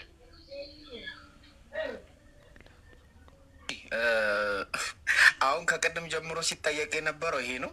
ሚሚ ገብቶሻል አሁን ሀሳቡ? ቃል በቃል ሌላ መጽሐፍ ላይ ይኖራል ነው እያልኳት ያለው። እዚህ ጋር በተዘዋዋሪ መንገድ ነው የሚናገረው። እሺ ሚሚ ምን የገባሽ ነገር አለ? ያው እንግዲህ አትፍራ፣ ቆይ ወገናችን አትፍራ። ተሰልማለች ብለህ ከመፍራት በፊት መረጃ ሊኖር ይገባል። ያ ጀማ ሰው ሲጠይቅ የሰልመ ብላችሁ ከመፍራት ይልቅ መረጃችሁን ያዙ። አንደኛ ነገር። ሁለተኛ ነገር እውነት ይገለጥ ለህዝቡ። እንዴ እናንተ ለህዝቡ አታስቡም እንዴ? አንድ ሰው ስለሰለመ በቃ ተሸነፍን ብላችሁ ነው እንትን የምትሉት። ሽንፈትን ወደዛ ጣሉት። የአርሰናልና የማንቸስተር ዋንጫ አይደለም ያዝ ነው ያኔ ለመዳን ነው፣ ከፈጣሪ ጋር ለመተዋወቅ ነው። ህዝቡ ከፈጣሪ ጋር የተዋወቅበት እንደው ስለፈጠራችሁ እና ቀጥ ወገናችን ቀጥ እንጃ እኔ ያው ትናንት እንደገለጽኩላችሁ እኔ ተማሪ ነኝ። ኦኬ ያው የሙስሊሙንም እምነት የክርስቲያኑንም እምነት ከቤተሰቤ ስላለ እኔ መሀል ላይ ያለው ሰው ነኝ። ማለት ብዙ አመት ሆኖኛል ውጭ ሀገር ስኖርና ትናንትና ለእናንተም ጥያቄ አቅርቤ ነበረ። ደግሞ አጋጣሚ አባ ስለነበሩ ጥያቄ ያቀረብኩት ከሁለቱም መረዳት ስለምፈልግ ነው። ያሳየሽ ውስጥ አስከፍቶልሻል ማለት እኔ በጣም ነው የሚያሳዝነው እንደዚህ አይነት ነገር በመደረጉ በመስማትሽ ማለት ነው። አዝናለሁ። ይኸው አንበቢው ከፈለሽ ጥበብ ራስዋን ታመሰግናለች፣ በአሕዛብ መካከል ትመለካለች፣ በልዑል አፍ ጉባኤ ትናገራለች፣ በኃይሉም ፊት ትመላለሳለች። እንዲህም አለች፣ እኔ ከልዑል አፍ ወጣው አለች፣ ምድርን እንደ ጉም ሸፈንኩኝ፣ እኔ በሰማይ ኖርኩኝ፣ ዙፋኔን በደመና ላይ ዘረጋው፣ ብቻዬን በሰማይ ዳርቻ ዞርኩኝ፣ ውቅያኖሶቹን በመካከል ተመላለሱ፣ በባህር መካከል በየብስም መካከል ሁሉ በሕዝብና በአሕዛብ ላይ ጥራትን አደረግኩኝ ነው ያለችው እንጂ ስጋ ለብሳለው ከ5000 ምናምን የሚለው ነገር ወላሂ ጭማሪ ነው። በጣም ያሳዝናል። ማለት ሰውን እንደዚህ በዚህ ደረጃ መሸወድ ማለት ምንም የሚጠቀመው ነገር የለም። አንደኛ ግዕዙ ላይ የለም። ሁለተኛ ጭማሪ ነው ትክክል አይደለም ብለው አርመውታል። የበፊቱን ላሳይሽ እዚሁ ላይ ሳልጨርስ ማለት ነው። የበፊቱ አሁን እሱ ያነበበውን ላሳይሽ ከየት ላይ እንዳመጣው 1980 ኬንያ ላይ የታተመው ነው ሆን ተብሎ ያለው። ልጁ ያለው የለም አይደለም ራሱ ግዙ ነው እንትኑ ግዙ ላይ የለም የ1980 እሺ። በጣም ያሳዝናል ወላሂ ያሳዝናል። እሺ የታለ አለህ ያንተ አሳያት የቅድሙን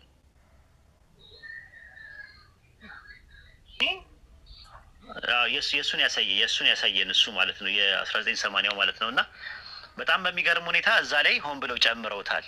ስጋ ለብሽ የመጣው እንትን አድርግ የመጣው ከ5000 ምናምን ለምን እንደዚህ በዚህ ደረጃ አስፈለገ? ማለት ሃይማኖት የሚያክል እኮ ትልቅ ነገር ነው ማለት ሴንሲቲቭ ነገር ነው። ሰውን ለማሳመን ቴዎሎጂን ለማስተካከል ብለው እንትን ያለ እኔ እውነተኛውን ላይ እንትን እያልኩኝ አይደለም። ምክንያቱም እኔ እውነተኛው እንደ ስሙ እውነተኛ ነው ብዙ ነገሩ። ለምን በቃ ምን መሰለክ ወይድ እኔ ደግሞ ከአንተ በተቃራኒ ምን አስባለሁ መሰለክ፣ የአሁኖቹ ሊቃውንቶች መጽሐፍትን እያጣመሙ እየጻፉ ነው የምለው እንጂ የቀድሞቹ አይደለም ያሳሳቱት። የአሁኖቹ ናቸው የተጻፈውን እየሰረዙ እየቀነሱ እየጻፉብን ያሉት እንጂ ሩቅ ቦታ ስላለ ነው እንጂ ግዕዙን አሳያለሁ። 80 ግዕዙ አለ። ግዕዙንም ቢሆን እንደዚሁ ቀይሮት ቢሆን ምን እናውቃለን? ኧረ በለው ታማኒነት የሚኖረው እኮ ወደ ከቀድሞ ያሉ መጽሐፎች ናቸው። ችግራችሁን እንደ ፍጽምጽማችሁና እንደ ፈጽምጽማችሁ እናንተ እዛው ጨርሱ። ምንኛ ምንም የሚመለከተ ነገር የለም። ግን የሚያሳዝነው ነገር ሰው ጋር የምር ምዕመናኖቹ ያሳዝኑኛል ምንም በማያውቁት። አሁን ለምሳሌ ማርቆስ ወንጌል ምዕራፍ 16 ከ9 እስከ 16 ከ9 እስከ 21 ድረስ ያለው ጭማሪ መሆኑን ታውቂያለሽ? ሚሚ ያመነ የተጠመቀ ይድናል፣ ያመኑት እነዚህ ምልክቶች ይከተሏቸዋል፣ በስሜ አጋንንትን ያወጣሉ፣ በአዲስ ቋንቋ ይናገራሉ የሚለው ጭማሪ መሆኑን ታውቂያለሽ? ሚሚ ይኸው አይናገሩም እነሱ ምዕመናን አይናገሩም። ግሪከኛው ላይ የለም ብለው ከስር የግርጌ ማስታወሻው ላይ በኋላ ላይ የተጨመረ ነው ብሎ ነው ያስቀመጡት። አዲስ መደበኛ ትርጉም ላይ ማለት ነው። እግዚአብሔር ይርዳሽ በለኝ፣ እውነቱን ያሳይሽ ብለህ ጸልዩልኝ። እኔ እዚህ ማንም ላረግ ሳይሆን ከሁለታችሁ መማር ስለምፈልግ ነው። እስከዛሬ እየሰማችሁ ነው። ሁሌ ያለው አለው ግን አሁን እንጂ መማር ከፈለች ሚያ መማር ከፈለች መጀመሪያ ቤተ ክርስቲያን ውስጥ ካሉ ሰንበት ትምህርት ቤት ምናምን ነው እንጂ የምትማሪው ቲክቶክ ላይ ያሉ አስተማሪዎች እኮ አስቸጋሪ ናቸው። መጽሐፍ ቅዱስን ነው አንድ ጊዜ ወገናችን ሚያ አንቺ መማር ከፈለግሽ መጽሐፍ ቅዱስን አንብቢ ውዴ። ሰንበት ተማሪ ሰንበት ትምህርት ቤት ያሉት የኦርቶዶክስ ቤተ ክርስቲያን ነው የሚያጠኑት እንጂ መጽሐፍ ቅዱስን አይደለም። ኦርቶዶክስ መጽሐፍ ቅዱስን ኦርቶዶክስ አስመስላ ነው የምትተረጉመው። ፕሮቴስታንት አስመስላ ነው እንጂ የምትተረጉመው። ወንጌሉ ማስተላለፍ የፈለገውን የሚረዳ የለም። እንደ ወንጌል አስተምሮ ኢየሱስ እግዚአብሔር አይደለም። ኢየሱስ እግዚአብሔርን የሚፈራ ፈርሃ እግዚአብሔር ትሁት የሆነ ሰው ነው። ወንጌል ምን ይላል? እንደ ኢየሱስ ትሁት ሁኑ ነው። ኢየሱስ ለእግዚአብሔር ትሁት ነበር። ትሁት ብሎ ማለት ታዛዥ፣ የሚጾም የሚጸልይ፣ እግዚአብሔርን የሚፈራ፣ እግዚአብሔርን የሚለምን፣ እግዚአብሔርን የሚያወድስ፣ ለእግዚአብሔር የሚዘምር ሰው ነው።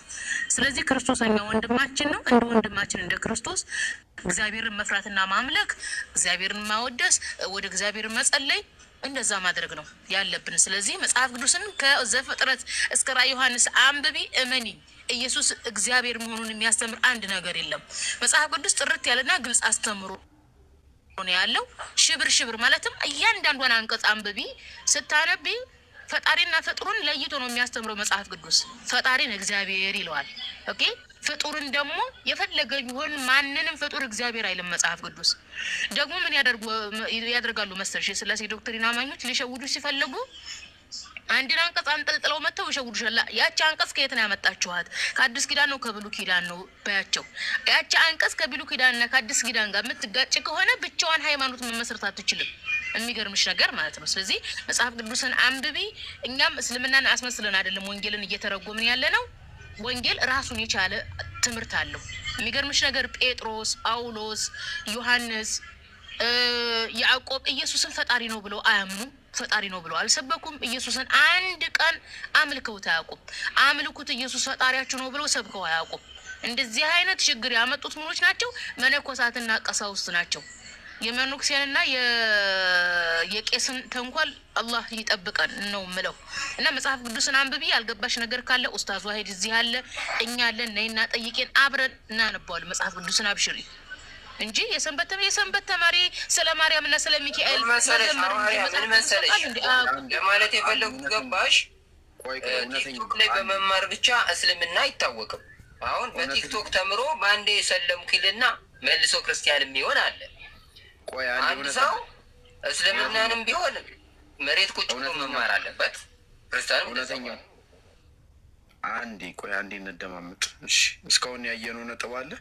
እንግዲህ ኢንሻአላህ አላህ ከፈቀደ ደግሞ አንድ ሁለት ነጥቦችን እናያለን። ኦርቶዶክስ አለክ? ኦርቶዶክስ አለ። ሰላም ላንተ ይሁን። እንኳን ደህና መጣህ። ሰላም ለእናንተ ይሁን። ሰላም። በእናንተ ሃይማኖት በአሁኑ ሰዓት ስላሴ እንደኔ እናንተ ጾታ አላቸው ወይስ የላቸውም? አይታወቅም። ኦኬ፣ አይታወቅም። እሺ፣ ሴት ነው ወንድ ናቸው የሚል ኦኬ፣ አይታወቅም። እሺ፣ ሌላ ጥያቄ። እንግዲህ ስላሴ ወንድ ይሁኑ ሴት ይሁኑ አይታወቅም ብለሃል። አንተ አምላክ ሰው ሆነ ብለህ ነው የምታምነው ወይስ ሰው አምላክ ሆነ ብለህ ነው የምታምነው? በዙ ሚስጥረ ስላሴ ወደ ግብርነት ይወስደናል ማለት ነው። ግብራቸው ላይ ስንሄድ መወየት እንችላለን እኮ። አምላክ ሰው ሆነ ወይስ ሰው አምላክ ሆነ? አምላክ ፍጹም ሰው ፍጹም አምላክ ብለን ነው የምንገልጸው። አምላክ ፍጹም ሰው ፍጹም አምላክ ሆነ። ፍጹም አምላክ ፍጹም ሰው ሆነ። የተወለደልን ወልድ ፍጹም ሰው ፍጹም አምላክ ሆነ። ኖ አይ እኔ ጠየቅኩህ፣ አምላክ ሰው ነው የሆነው ወይስ ሰው ነው አምላክ የሆነ? ኖ አምላክ የአምላክነቱን ባህሪ ሳይለቅ ሰውም የትብስይቱን ወይም የሰዋይነቱን ሳይለቅ መለኮት የስጋነቱን ሳያጠፋው ስጋዊ አካሉ ደግሞ የመለኮትነትን ባህሪ ሳያጠፋ በተአቅቦ ተዋህዶ ብለን ነው የምንገልጸው እኮ። ስለዚህ አምላክም ሰው ሆነ ሰውም አምላክ ሆነ ብለህ አታምንም ማለት ነው? ምን ማለት ነው? አሁን ለምሳሌ ልንገር፣ እንደሚያምኑ ሰዎች አሉ። ቃል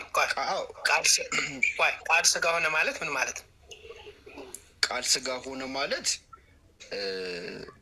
አምላክ ሰው አምላክ ሆነ ማለት አይደለም? እንደዛ ነው የምትረዳው አንተ? ወይስ ስጋን ተዋህደ ነው ብለህ የምታምነው? መለኮት ስጋን ተዋህደ ብለህ ነው የምታምነው? በትክክል ትስብእትና መለኮት እኮ ገባኝ። አንተውን የቱን ነው የምታምነው? ሰው አምላክ ሆነ ብለህ አታምነው? የተወለደልን ወልድ ፍጹም ሰው ፍጹም አምላክ ሆነ እንዴት ሆነ ስትለኝ እኮ ገባኝ። አይደለም እኔ እሱን አይደለም የጠየቅኩህ። ሰው አምላክ ሆነ ብለህ ታምናለህ? የምታምን ከሆነ አምናለሁ፣ የማታምን አላምንም በል። ሰው አምላክ ሆነ የሚል ማስረጃ ካለ አምጣ፣ ያለ አካል ካለ። ስለዚህ አታምንም ማለት ነው። አታምንም ስለሌለ እንደዚህ ነው መረጃ። አዳምጠኝ፣ የጠየቅኩን ጥያቄ መልስልኝ። ሰው አምላክ ሆነ የለም መረጃ የለም፣ እንደዛ የሚል የለም። ኦኬ፣ ስለዚህ ማን ያለ ታዲያ እንደዛ? ቆይ እውነተኛው፣ ቆይ ጣልቃ አትግባ አንተ፣ ራሱ ይጨርስ። ስለዚህ እኔ ጥያቄ ነው የጠየቅኩ ያለሁት፣ ሰው አምላክ ሆነ ብለህ ታምናለህ? ቆይ እያልኩ ያለሁት ዴፊኒሽኑን ተርሚኖሎጂውን አገላለጹን በደንብ ልግለጽልና እዛ ጥያቄ ካለ ጠይቀኝ። ካልሆነ አንተማ የምታምንበትን እኮ ነገርከኝ። እንትን መለኮት ከስጋ ጋር መለኮትን ባህሪውን ሳይለቅ ያለ መቀላቀል ያለ መጨፈላለቅ ተዋህዷል አልከኝ። ከሚስተር ዘላለምን ጋር ስታወሩ ስለሰማችሁ አንድ የኔ ተርሚኖሎጂን ልግለጽና ይሄ ምን ማለት ነው ብለህ ጠይቅ ትችላለህ። ምን ማለት ነው? እሺ ልንገርህ፣ ቴርሚኖሎጂውን ትነግረኛለህ። እኔ እሱ አይደለም ጥያቄ። አንተ ሰው አምላክ ሆነ ብለህ ታምናለህ ወይ? በቃ ይሄ ነው ጥያቄ። ምን ማለት ነው? እስኪ እንደዛ የሚል ማስረጃ አምጣልኝ። ማስረጃ አይደለም ብለህ አንተ እንደዚህ ታምናለህ? ሰው አምላክ ሆነ የሚል ማስረጃ የለም። እንደዛ አይደለም የሚለው እኮ። ስለዚህ አታምንም ማለት ነው። አታምንም ምን አመጣው? ምንድን ነው እንደዛ አይነት አገላለጽ የት ነው ያገኘው ነው ያልኩት እኮ። አይደለም እኔ አሁን ሰው አምላክ ሆነ ብለህ ታምናለህ ወይስ አታምንም? የምታምን ከሆነ አምናለሁ፣ የማታምን ከሆነ አላምንም በለኝ። ቃል ስጋ ሆነ ነው እየተባልክ ያለው። ቃል ስጋ ሆነ ኖ። እሺ ውስጥ አስቀጥል።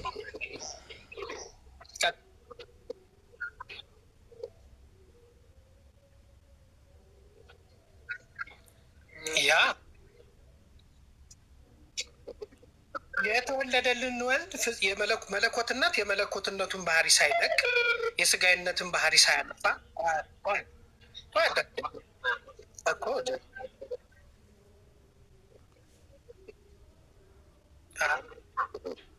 አዳምጠኝ እንጂ እኮ እየገለጽኩ እኮ ነው። የግድ አንተ በምትለው ላልል እችላለሁ፣ ግን እኔ ስል አዳምጠኛ። ጠየቀኝ አይደል? አሁን እንዳብራራ እድሉን ስጠኝ። ይፈቀድልኝ?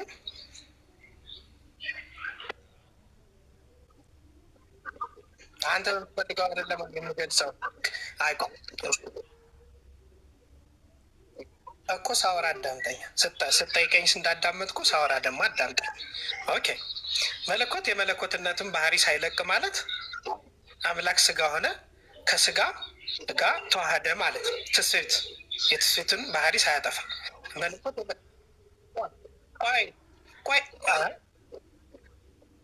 አይደለም። ቲዝስን ወይም ተዋህዶ የሚባለውን ነገር ሚዩት አርጉ። አይሰማም። ታች ሚዩት አርጉና እንደገና ሚዩት አርጉ እንዲሰማ። አሁንስ ይሰማል? እኔ እስቲ ከታችም እንትን በሉ ይሰማል? እስቲ ለከታች ላሉት ጥያቄው አምላክ ሰው ሆነ የሚለውን ተወውና ሰው አምላክ ሆነ ብላችሁ ታምናላችሁ ወይስ አታምኑ? ይህ በቀላል ነው የጠየቀ ጥያቄ። ሰው አምላክ የሆነው ማን የሚባል ሰው ነው? ንገረኛ። ሰው አምላክ ሆነ ከስጋዋ ስጋ ከነፍሷ የነሳው ሰው አምላክ ሆነ ወይስ አልሆነም? ታዲያ እሱ ሰው ፍጥረት አይደለማ እንዴ? ፍጥረት እንዴት ነው? ፍጥረት ማለት አዳምጣኝ። ፍጥረት ማለት እኮ በሰዋዊነት እግዚአብሔር የፈጠረው። አልጠየቅንም። ሰው አምላክ ሆነ ወይስ አልሆነም ነው ጥያቄው። ፍጡር ነው ልትል እኮ ስለፈለክ ነው። አይደለም በቃ የጃቢር ጥያቄ ነው። አሁን ወደ ጃቢር ጋር ማስተላለፍ። ሰው አምላክ ሆነ ብለህ ታምናለህ ወይስ አታምንም? እሱ ነው ጥያቄው። በቅድስት ድንግል ማርያም የተወለደው ወልድ ነው። ድንግል ሰው አምላክ ሆነ ብለህ ታምናለህ ወይስ አዳምጠኝ አንዴ ኡስታዝ አዳምጠኝና ስገልጽ አንተ በምትለውማ ላልልልህ እችላለሁ። ለምን? እኔ እምነቴን ጠንቅቄ ስለማቅ እንዴት ማለት እንዳለብኝ አልፈለገም ማለት ነው። ማስገደድ አይሆንብህም። ቢቀርስ አይደለም። አንዴ ስገልጽ አዳምጠኝ እንጂ ስገልጽ አዳምጠኝ። ጥያቄውን መመለስ አልፈልግም። ሰው ማብራሪያ አይደለም የሚጠየቀው። ሰው አምላክ ሆነ የሚል ማስረጃ የለም እንዴ? ሰው አምላክ ሆነ የሚል አታምንም ወይ ነው የጠየቀው እኮ። ሰው አምላክ ሆነ ብለህ ታምናለህ ወይስ አታምንም እኮ? አንዴ አዳምጠኛ ልግለጽና ከዛ ጥያቄ መጠየቅ ትችላለህ። ይሄ ምን ማለት ነው ልትለኝ ትችላለህ። ኦኬ፣ እድል ስጠኝ አንድ ጊዜ። ኦኬ፣ አምላክ በቅድስት ድንግል ማርያም የተወለደው ኢንካርኔሽን የተሰጎትና ሚስጥረ ስጋዬን በደንብ የተማረን ሰዎች ነን እዚህ ያለ ነው። የተጠየቀው ጥያቄ ሰው አምላክ ሆነ ብለህ ታምናለህ ወይስ አታምንም? የስ ወርዶ ሰው አምላክ ሆነ የሚል የለም ማስረጃ። ምን አይነት ታምናለህ ወይ አንተ ታምናለህ ወይስ አታምንም ነው? አላምንም ወይም አምናለሁ። ሰው አምላክ ሆነ ሰው አምላክ ሆነ የሚል ማስረጃ የለም። ኖ ታምናለህ ወይስ አታምንም ነው እኮ ጥያቄው እኮ። አንተ ታምናለህ ወይ እንደዛ ብለህ? እኔ ወልድ ከቅድስት ድንግል ማርያም ስጋ ከነፍስ ነስቶ የተጠየቀው ጥያቄ ሰው አምላክ ሆነ ብለህ ታምናለህ ወይስ አታምንም? የተወለደልን አምላክ ነው፣ መለኮት ነው የተወለደልን። ሰው ተወለደ አልተወለደ አይደለም ጥያቄው። ሰው አምላክ ሆነ ብለህ ታምናለህ ወይስ አታምንም? ሰው አምላክ አልሆነ። ሰው ታምናለህ ወይስ አታምንም? ታምናለህ ወይስ አታምንም? ንገረን። አንዴ ሚት አንሳ ጃቢር። ሰው አምላክ ሆነ ብለህ ታምናለህ ወይስ አታምንም? እኔ አላምንም። በቃ እንደዚህ እውነተኛው አንዴ ሚት አንሳ። በቃ አመሰግናለሁ። እውነተኛው ልክ እንደዛ። አሁን ኦርቶዶክስ ሰው አምላክ ነው ብለህ ታምናለህ ወይስ አታምንም? እኔ የተወለደልን ፍጹም ሰው ፍጹም አምላክ ብዬ ነው እንጂ ማምነው ሰው አምላክ ጃቢር አይፈቀድም። በእስልምና ትሪክ ሰዎችን ማድረግ አይፈቀድም። መጫን አይፈቀድም። መቀጠል ትችላለህ። እንድትግባቡ ብዬ ነበር የገባሁት የነበረው። አልፈለግም መመለስ ማለት ነው።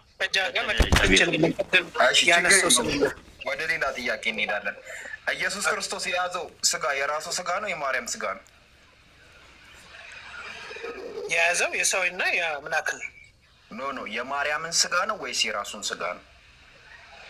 ከቅድስት ድንግል ማርያም ከስጋ ከነፍስ ነስቶ እኮ የእሱ ስጋ የማርያም ስጋ ነው ወይስ የማርያም ስጋ አይደለም? ከቅድስት ድንግል ማርያም ስንል ከሰው ስጋ ከነፍስ ነስቶ ማለት የአንተ ስጋ የእናትህ ስጋ ነው ወይስ የራስህ ስጋ ነው? ከእናትና ከአባቴ በስጋ ተወልጃለሁ እኮ። ስጋው የአንተ የእናትህ ነው ወይስ የራስህ ነው? ከእናትና ከአባቴ ማለት ነው ማለት ነው። ስጋ ማለት ነው። ኢየሱስ ክርስቶስ የያዘው ስጋ የማርያም ስጋ ነው ወይስ የማርያም ስጋ አይደለም?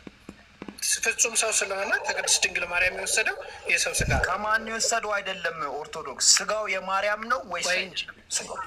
ቆይ እንጂ መጀመሪያ ቆይ መጀመሪያ የጠይቀውን ጥያቄ ሳታስመል ቆይ መምህር አንዴ ለምን ጣልቃ ይገባሉ? ነቢቱ አረጉት እኮ። አይ ኦርቶዶክስ የጠየቅኩት ጥያቄ ኢየሱስ ክርስቶስ የያዘው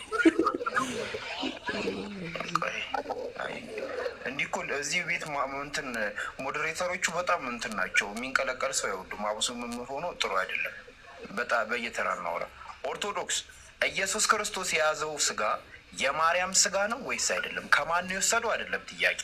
ስጋው ራሱ የማርያም ነው ወይስ አይደለም?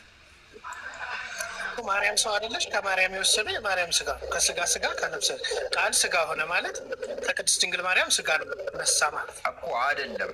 እኔ የጠየቅኩ ስጋ ከማርያም ነው ስጋውን የወሰደው ወይስ አይደለም ሳይሆን ስጋው የማርያም ነው ወይስ አይደለም? ታዲያ የማን ነው? የራሱ አይደለም። የራሱ አይደለም። ቅድስት ድንግል ማርያም እኮ ሰው ነች። ኦኬ እሺ ልንገርክማ፣ አንድ ነገር ላስረዳክ። አባቶችን ጠይቀህ ትመጣለህ። ሌላ ጥያቄ እጠይቃለሁ። በኦርቶዶክስ ሃይማኖት ኢየሱስ ክርስቶስ የለበሰው ስጋ የማርያም ስጋ ነው፣ የራሱ ስጋ አይደለም። እሺ ጴንጤዎች ናቸው የራሱ ስጋ ነው ብሎ የሚያምኑት። ይህንን ጠይቀን ከቅድስት ድንግል ማርያም ከስጋ ስጋ ከነፍስ ነፍስ ነስቶ ከእሷ ወሰዱ አይደለም። ስጋው ራሱ የራሷ ነው። ስጋው ራሱ የማርያም ነው። እንጃ እንዴት አዳምጠኝ ወይ አንዳንዴ ማለት ነው። አዳምጠኝ አንድ ጊዜ እኔም ማወራውን እንጂ ጴንጤ እንደዚህ ይላል ምናምን ሳይሆን እኔ ትክክለኛ መጽሐፍ ቅዱስን አስተምሮ ነው የነገርኩህ። እኔ ምንድን ነው ያልኩህ? ከኦርቶዶክስ ኢየሱስ ክርስቶስ ከማን ነው ስጋ የወሰደው አልክ? ከቅድስት ድንግል ማርያም አላልኩክም። ኢየሱስ ክርስቶስ በእናንተ ሃይማኖት ከስጋዋ ስጋ ከነፍሷ ነፍስ እንደወሰደ አውቃለሁ። ስጋው ከማን የወሰደው አይደለም። እኔ ጥያቄ እሱ ስጋው የማርያም ነው ወይስ የማርያም አይደለም? ከማርያም ማለት ከማርያም ስጋ ወሰደ ማለት ማርያም አይደለም።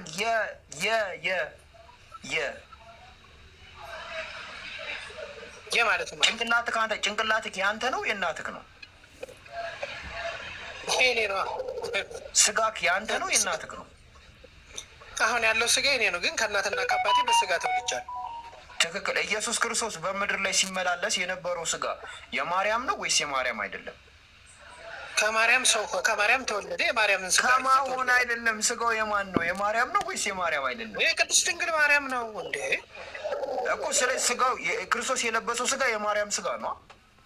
አለቀ። ፍጹም ሰው ነው ይላል። ፍጹም ሰው ነው ማለት ሰው ነው ማለት ነው።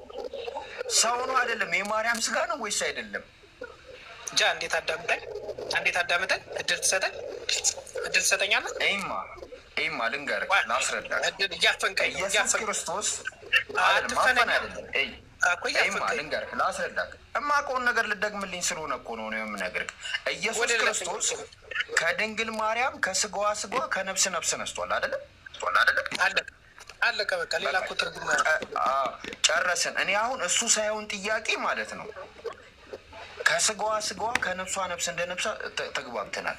ኢየሱስ ክርስቶስ የያዘው ስጋ የማርያም ስጋ ነው ወይስ አይደለም? ቀይ ነው ጥያቄ። ማርያም ሰው ነች። ከሰው ከልጅቷ ከሰው እንደሚወለድ ከልጅቷ ከቅድስት ማርያም እንደሚወለድ ተነግሯል። የማርያም ልጅ ነው። ማርያም ነች በተወራር ጊዜ የወለደችው። ስለዚህ አሁንም አልተግባባን። ችግር የለውም። ኢየሱስ ክርስቶስ የለበሰው ስጋ ፍጡር ነው ፈጣሪ? ኦኬ። አልተፈጠረም? አይፈጠርም። ስጋው በብሉይ ኪዳን የት ነበረ? መረጃ እስኪ ይኸው በሰፊው ዘፍጥረት 3:15 ከፈታ። እኔ ስለ ስጋው ነው የጠየኩሽ። ከፍትልሃለሁ። ስለ ስጋው ነው የጠየኩሽ። ስጋው ፈጣሪ ነው ብለኸኛል።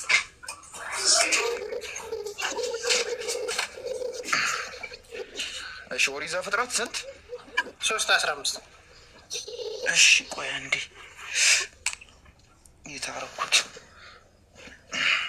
ቪዲዮ ስለማይገልጽ ነው። እኔ ቪዲዮ እኔ ከፍትልሃለሁ። ችግር የለውም። ችግር የለም አክሽር። አረ የሆነ ባይብል አገኙት።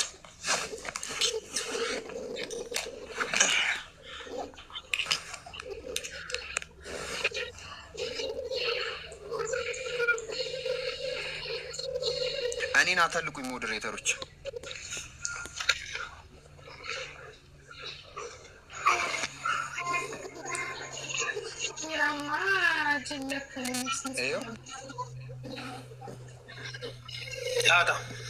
ሶስት 15 በአንተና 15 ጀምሮ ያለው ነበር 15 በአንተና በሴቷ መካከል በዘሯና በዘሯ መካከል ጠላትነትን አደርጋለሁ፣ እርሱም ራስን ይቀጠቅጣል፣ አንተም ሰኮኑን ትቀጠቅጣለች። እባብ የተባለው ማን ነው?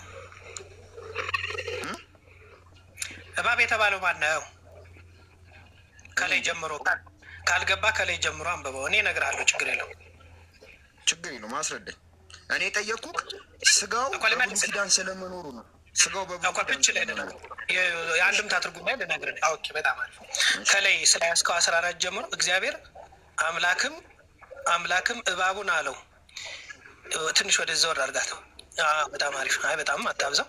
ይህን ስላደረግ ከእንስሳት ከምድር አራዊትም ሁሉ ኦኬ፣ ለማንበብ ይቸግራል። እሺ፣ ኦኬ፣ ተለይቶ እንዳላደክም ነው ለአንብብልክ። እሺ፣ በጣም ኦኬ፣ ችግር የለውም። ይህን ስላደረግ ከእንስሳት ከምድር አራዊትም ሁሉ ተለይተ ከአንተ የተረገምክ ትሆናለህ፣ በሆድም ትሄዳለህ፣ አፈርም በሕይወት ዘመን ሁሉ ትበላለክ። በአንተና በሴቱ መካከል በዘርህና በዘሯ መካከል ጠላትነትን አደርጋለሁ፣ እርሱም ራስህን ይቀጠቅጣል፣ አንተም ሰኮኑን ትቀጠቅጣለህ ይላል። እንግዲህ ይህን ልተርጉምልህ። እንግዲህ እዚህ ላይ ሰውና እባብ በጠላትነት እስከ ዕለተ ምጽአት እንደሚኖር መግለጽ ነው። ለፍጻሜው ግን እባብ የተባለ ዲያብሎስ ዘሮቹ የተባለ አጋንንት ሲሆኑ በዘሯ የተባለው የድንግል ማርያም ልጅ ክርስቶስ ሲሆን በእርሱ ያመንን እኛ እንድናለን ማለት ነው። ስለዚህ ከዘሯ የሚባለው የጌታችን ኢየሱስ ክርስቶስ ነው ማለት ነው። በዘሯም መካከል የሚለው በዘርና በዘሯም መካከል የሚለው እሱ ላይ ስለ አዳም ምን ያህል የሚያወራው ነው። ስለዚህ በዘር የተባለው የድንግል ማርያም ልጅ ነው ማለት ፈጣሪ መሆኑን አወቅ ማለት ነው። እሱ ምንድን ነው የጠየቁት ጥያቄ? በዘፍጥረት ላይ አምላክ ስለመሆኑ ፈጣሪ ስለመሆኑ አምጣልክ። ኧረ ተው እንዲህ አማርኛ እንደምናወራ እንድንጠራጠር እያደረጋችሁን እኮ ነው። ስጋው በብሉይ ኪዳን ስለመኖሩ ማስረጃ ስጠኝ። እንደምጠኝ እንጂ አንዴ በብሉይ ኪዳን ተወልዷል እንዴ? በሰው ስጋ ለብሶ ተወልዷል እንዴ? ፈጣሪ መሆኑን አይደል የጠየቀኝ? እንደሚወለድ አይደል? ስጋው በብሉይ ኪዳን ስለመኖሩ ስጋው እንዴ ቅድስት ድንግል ማርያም እንደምትወለድ እኮ ነው። የትንቢት ቃል እኮ ነው። በትንቢት የነበረ ድንግል ማርያምም አልተወለደች እኮ በሱ ላይ ትወልዳለች። እዚህ ላይ ዘፍጥረት አንድ ቆይ አዳምጠኝ። አንዴ ጃ ለጠየቀኝ እየተናበብን አዳምጠኝ እንጂ የጠየቀኝ ምንድን ነው? ቆይ አዳምጠኝ። ግራ ስለገባህ አዳምጠኝ። ለእኔ ተወው ትርጓሜውንና እንትን የቃሉ አጠቃቀም ለእኛ ነው። ምንድን ነው የጠየቁት ጥያቄ? መጀመሪያ በብሉይ ኪዳን ጊዜ አዳምጠኝ። የጠየቀኝ ስጋ መኖሩን አልክ። ስጋ መኖሩን ሳይሆን እንደሚወለድ ነው እየነገርኩህ ያለ። ጌታችን ኢየሱስ ክርስቶስ እንደሚወለድ ነው እየነገርኩህ። እኔ ደግሞ እሱን አይደለም የጠየቅኩህ። ኢየሱስ ክርስቶስ በስጋ በብሉይ ኪዳን ስለመኖሩ ማስረጃ ስጠኝ አልኩ ነበር። በስጋ የተገለጠው መቼ ነው? የዛሬ 2000 ምናምን ዓመት እኮ ነው የተገለጠው።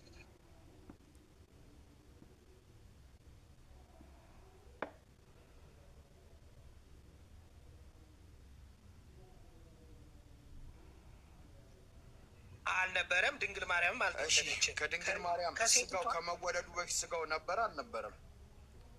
ስጋው አልነበረም። ስትወለድ እርሷ ቅድስት ድንግል ማርያም መወለድ ወይ አዳምጠኝ እንጂ ልግለጽ።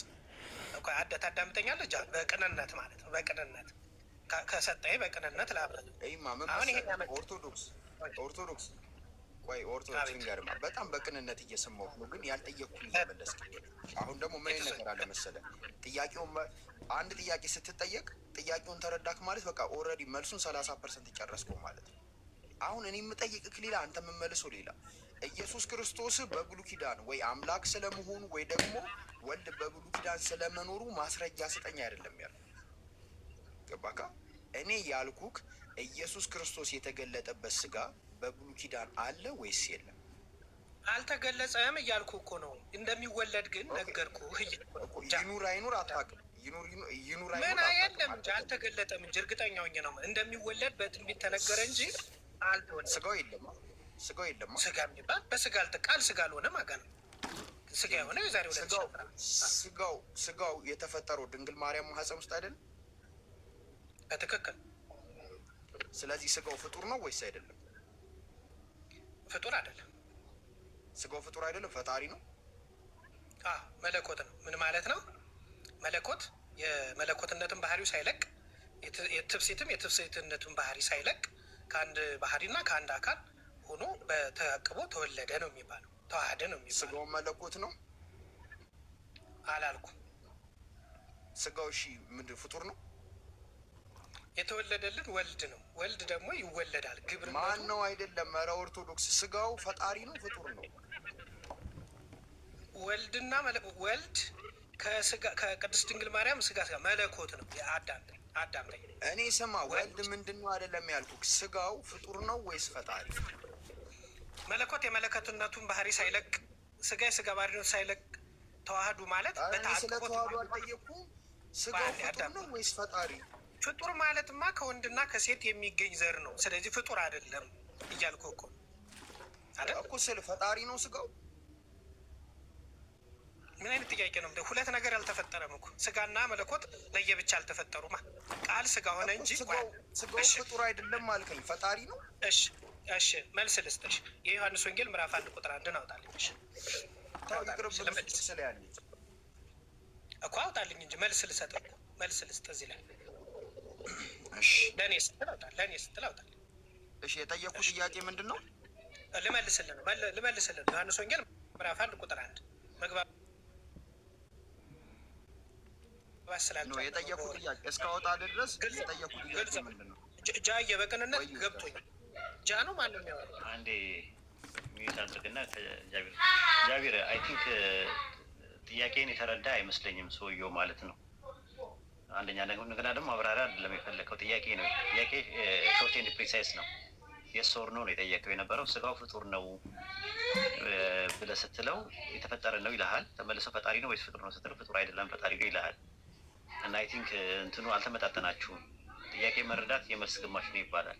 ቢያንስ ጥያቄ የሚረዳ ደስ ይል ነበረ። ከቅድም ጀምሮ ስናይ ነበር እና አይ ቲንክ ታች ያሉትም ሰዎች አሰልቺ እንዳይሆን ሰው ቀይርና አውራ የሚል ነው የሪኮሜንዴሽን ያለኝ። ውሳኔው ያንተ ነው። እንደ ሀሳብ ነው ያቀረብኩት። ጃቢሮ ቀጥል። እሺ ኡስታዝ፣ እንትን በጣም ወደ 5 የሚሆኑ ነጥቦችን ኦልሬዲ ባለመግባባት ከአንዱ ምናምን ይረዷል እየተባለ እንትን ብለናል። ወይ ትንሽ ቁጭ በልና ያለውን ነገር ይሁንና እንቀጥላለን። እሺ ኦርቶዶክስ፣ አሁንም የጠየቅኩን ጥያቄ ኢየሱስ ክርስቶስ እግዚአብሔር ስለመሆኑ ነው ማስረጃ ልሰጠኝ እየሄድክ ያለው አይደል? እኔ በትክክል ነበር የመለስኩት። ልጃ በቅንነት ካልተቀበልከኝ ምንም ማድረግ አይቻልም። እንግዲህ እግዚአብሔር በሚያውቀው ትክክል ነው የመለስኩት። ፍጡር ነው የሚል አምጣ። ፈጣሪ ነው። ስጋው ፈጣሪ ነው። ስጋው ፈጣሪ ነው። አዳምጠኝ፣ ድገምልኝ። ስጋው ፈጣሪ ነው። አዳምጠኝ። የተወለደልን ወልድ አንድ ደቂቃ ትሰጠኝ። 30 ሰከንድ ኖ ፈጣሪ ነው በለኝና በቃ ጨረስን። ስጋው ፈጣሪ ነው። 30 ሰከንድ ብትሰጠኝ ማብራራት ትችላለህ። ታብራራለህ ካልገባኝ። ስጋው ፍጡር አይደለም እኮ ትሰጠኛለህ። ደቂቃ ትሰጠኛለህ። ሰጣለሁ። ስጋው ፍጡር አይደለም። የተወለደልን ፍጡር አይደለም። ስጋው አይለያይም። ስጋና መለኮት የተዋህደው ስጋና መለኮትን ለይተህ ማየት አትችልም። ስጋው ፍጡር አይደለም። እሺ ስጋው መነጣጠላችን ይሄ ስጋ አንድ እየመለስኩ ይሄ ስጋ አንድ ጊዜ አዳምጠኝ። ይሄ ስጋ ይሄ መለኮት ነው ብለህ መለየት አትችልም ነው እያልኩ ያለሁት። አይለያይም። እሺ ስለዚህ ስጋው ፈጣሪ ነው ወይስ ፍጡር? ዝም በለው ወላጤ ይባላል። አይለያዩም። አትለያዩ።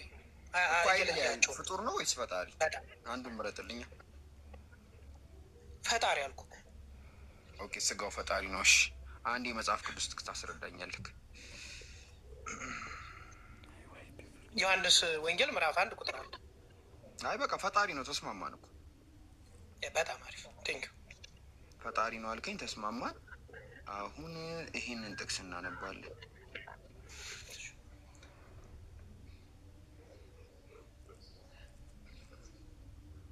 የእኔን ሳታወጣልኝ ግንጃ። አይ ተስማማን እኮ በቃ ተስማማን እኮ። ና ይህንን አንብበው። ሉቃስ ወንጌል ከእነርሱም ድንጋይ ውርወራ የሚያህል ራቀ፣ ተንበርክኮም አባቴ ብትወድቅ ፍቃድ እያለ ይጸልይ ነበር አለ። እዚህ ጋር ሲጸልይ የነበረው ፈጣሪ ነው ወልድ ነው እኮ። ፈጣሪ ነው ምንድን ነው? ፈጣሪ ነው ተንበርክኮ ሲጸልይ የነበረው። በምድር ያደርገው ሁሉ ለጻድቅ ተምሳሌነት ተንበርክኮ ይጸልይ ነበር እኮ። ፈጣሪ ነው ተንበርክኮ ሲጸልይ የነበረው። አምላክ ወልድ አይደለም ኢየሱስ። ኦኬ ፈጣሪ ይጸልያል። ይጸልያል ወደ አባቱ። አብ ይጸልያል ወደ አባቱ ይጸልያል ነው ያልኩ። አብ ይጸልያል ምን ማለት ነው? ያነሳው እኮ ስለ ኢየሱስ እዚህ ጋር እኮ። እዚህ ጋር ወልድ ይጸልያል፣ አብ ደግሞ እንደሚጸልይ ንገረኝ። ይጸልያል አይጸልይም? አብ ይጸልያል የሚል እሱ ላይ አለ የለማ? የሌለውን ለምን አወራለሁ? አይ ጥያቄ ነው የጠየኩህ። አብ ይጸልያል፣ አብ ይጸልያል። ወደ ማን ይጸልያል? ወደ ማን? ኦኬ ይሄኛው ፈጣሪ ለው ወደ ማን ነው የሚጸልየው? ወደ አባቱ። ኦኬ ስለዚህ እዚህ ጋር ፈጣሪ ወደ ፈጣሪ እየጸለየ ነው አላልኩም? ኦኬ እዚህ ጋር ፈጣሪ ወደ ማን ነው የሚጸልየው? ወደ አምላኩ። ኦኬ ስለዚህ ፈጣሪ ወደ ፈጣሪው እየጸለየ ነው። ያ ማለት ግን ኦኬ ልመልስልህ። ያ ማለት አምላክ ወደ አምላኩ ይጸለያል ሲባል ኢየሱስ ሌላ አምላክ አለው ማለትም አይደለም እሱ ላይ። ኦኬ ይሄኛው ፈጣሪ ለራሱ ነው የሚጸልየው። ኦኬ ዮሐንስ ወንጌል ምዕራፍ ስንት ላይ ነው ያለው? ምዕራፍ ስንት ላይ ነው ያለው? ሉቃስ 22:41 ዮሐንስ ወንጌል ምዕራፍ 1 ቁጥር 1 ደግሞ ለእኔ ስትል ሂድልኝ እኮ። ይሄን መልስ ነው ደስ እንሄዳለን። ይሄኛው ፈጣሪ ለራሱ ነው የሚጸልየው እኮ። እሱን ልመልስልህ እኮ እሱን ልመልስልህ እኮ ነው ዮሐንስ ወንጌል መልስ ስጥ። ዮሐንስ ወንጌል ለእኔ ደግሞ ቴንኪው። እንዲህ በቅንነት ስንረዳዳ ደስ ይላል። ቴንኪው በል እግዚአብሔር ይስጥ። ዮሐንስ ወንጌል ምዕራፍ 1 ቁጥር 1 ኦኬ። በመጀመሪያ ማን ነበረ? ቃል ነበረ። ቃል ነበረ ማለት ቅድመ ዓለም ነው ማለት ነው። ኦኬ ቃልም በእግዚአብሔር ዘንድ ወደዚህ ትንሽ ቃልም በእግዚአብሔር ዘንድ ነበር አለ። ተመልክት፣ አብረው ነበሩ ማለት ነው። ቃልም እግዚአብሔር ነበር አለ። ይህም በመጀመሪያ በእግዚአብሔር ዘንድ ነበር አለ። ስለዚህ ሁለቱም አንድ ናቸው፣ ቅድመ ዓለም ናቸው ማለት ነው። ቃል እንግዲህ ቃል ስጋ የሆነው ቃል ነው ማለት ነው። ቃል ማን ነው? ቃልም እግዚአብሔር ነበር አለ። ስለዚህ ፈጣሪ ነው ማለት ነው። ቃል ስጋ ነው። ጨረሽ። ይሄኛው እግዚአብሔርና ይሄኛው እግዚአብሔርና ይሄኛው እግዚአብሔር አንድ አይነት ናቸው? ልዩነት የላቸው። እሺ በመጀመሪያ ቃል ነበረ ተባለ አይደለ? ቃል ነበር አለ። አየህ። ኦኬ ቃልም በእግዚአብሔር ዘንድ ነበረ ተባለ። ይሄኛው እግዚአብሔር ማን ነው? በመጀመሪያ ቃል ነበር አለ። ቃልም በእግዚአብሔር ዘንድ ነበር አለ። ቀጥሎ ያለው እኮ ይሄኛው እግዚአብሔር ማን ነው? ይሄ እግዚአብሔር ማን ነው? ቀጥል ልነግርህ እኮ ነው። አንብበው። ቀጥሎ ያለው ልመልስልህ እኮ ነው። በእግዚአብሔር ዘንድ ነበር ይላል። በእግዚአብሔር ዘንድ ቀጥሎ ያለውን አንብበው። ቀጥሎ ቃልም እግዚአብሔር እሱ ያኛውን ቀጥሎ ሶስተኛ እግዚአብሔር እኮ ቃልም እግዚአብሔር ነበረ። እሺ ይሄኛው እግዚአብሔር ማን ነው? እግዚአብሔር ነበረ እኮ ይሄኛው እግዚአብሔር ማን ነው? ቃል የተወለደው ቃል ወድ ይሄኛው እግዚአብሔር ሌላ እግዚአብሔር። ኦኬ ስለዚህ ማለት ነው ይሄኛው እግዚአብሔር አብ። ኦኬ ይሄኛው እግዚአብሔር አብ ነው። በሲልህ እግዚአብሔር አብ ማለት ነው። አንድምታ ትርጉም ላይ ደማይል ይሄኛው እግዚአብሔር አብ ነው። ቃል እግዚአብሔር ነበር አለ። አንድ አረጋቸው፣ አንድ መሆናቸውን ገለጸ። ይሄኛው እግዚአብሔር አብ ነው ወይስ አይደለም? ኦርቶዶክስ ይኸው መለሰልህ እኮ ከዛው ማለት እኔ ሳልመልሰው እኮ ይሄኛው እግዚአብሔር አብ ነው ወይስ አይደለም? ጥያቄ እግዚአብሔር አብ እግዚአብሔር ወልድ የሚለውን ከአባትና ከልጅነት አንጻር ስናነሳ እሱ ላይ ይሄኛው እግዚአብሔር አብ ነው አይደለም? ይሄኛው እግዚአብሔር አብ ነው። እንደሱ አልተነተነልህም ከእሱ ላይ አዳምጠኝ። እሺ ማን ነው? አብ ወልድ መንፈስ ቅዱስ ነው ይሄኛው እግዚአብሔር። እንደዛ ብለህ መውሰድ ትችላለህ። እሺ በመጀመሪያ ቃል ነበረ፣ ቃልም በአብ በወልድ በመንፈስ ቅዱስ ዘንድ ነበረ፣ ቃልም አብ ወልድ መንፈስ ቅዱስ ነበረ ብለን መረዳት እንችላለን። አይደለም እንደዛ ትንትን ነገር ግን አሁን እሱ ላይ ቃሉን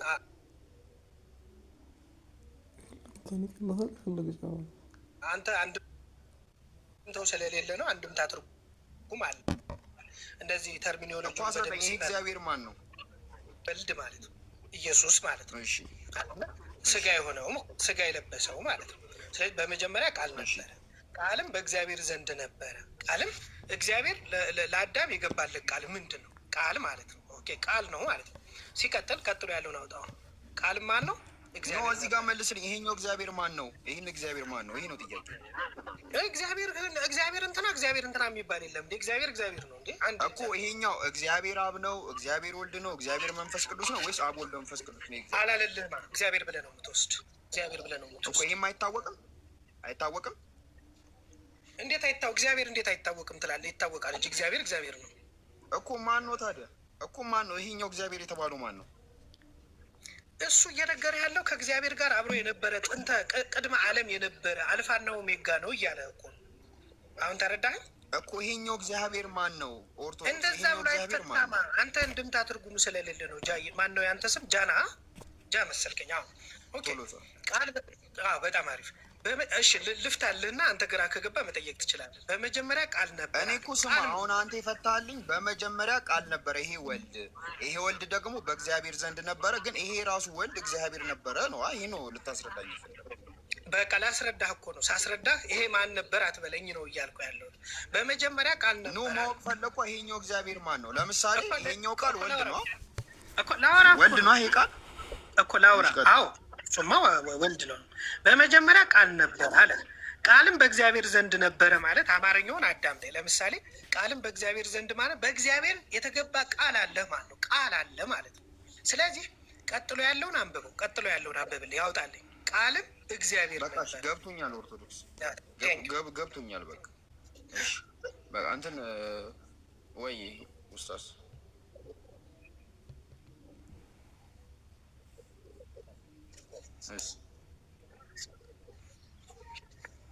የኦርቶዶክስ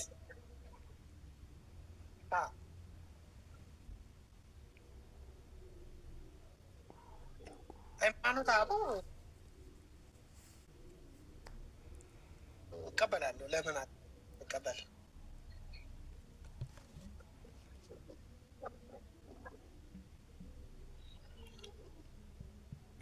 አውጣው። ብድ ላይ ነው ያነበብኩት።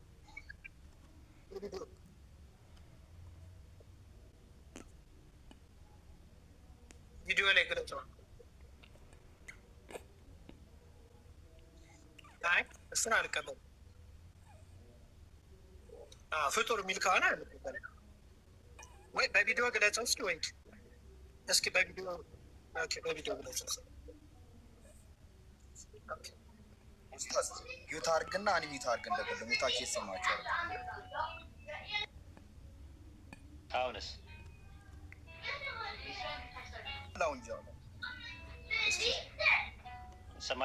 ይሰማል። ትሰማ ማነህ? እንትን ነው ውሀ ይሰማል። አሁን ይሰማል። በቃ ጃ ቀጥል። በቃ አስቀጥል። ተመልኮ ወሂድ ይሰማል። አሁን ትሰማለህ። እሺ ኡስታዝ አልተመቸውም መሰለኝ። እንቀጥላለን። ኦርቶዶክስ እንግዲህ ያው የሃይማኖት አበው መጽሐፍን እንትን ብሎታል። እሺ ቦነሳ አላችሁ? ቦነሳ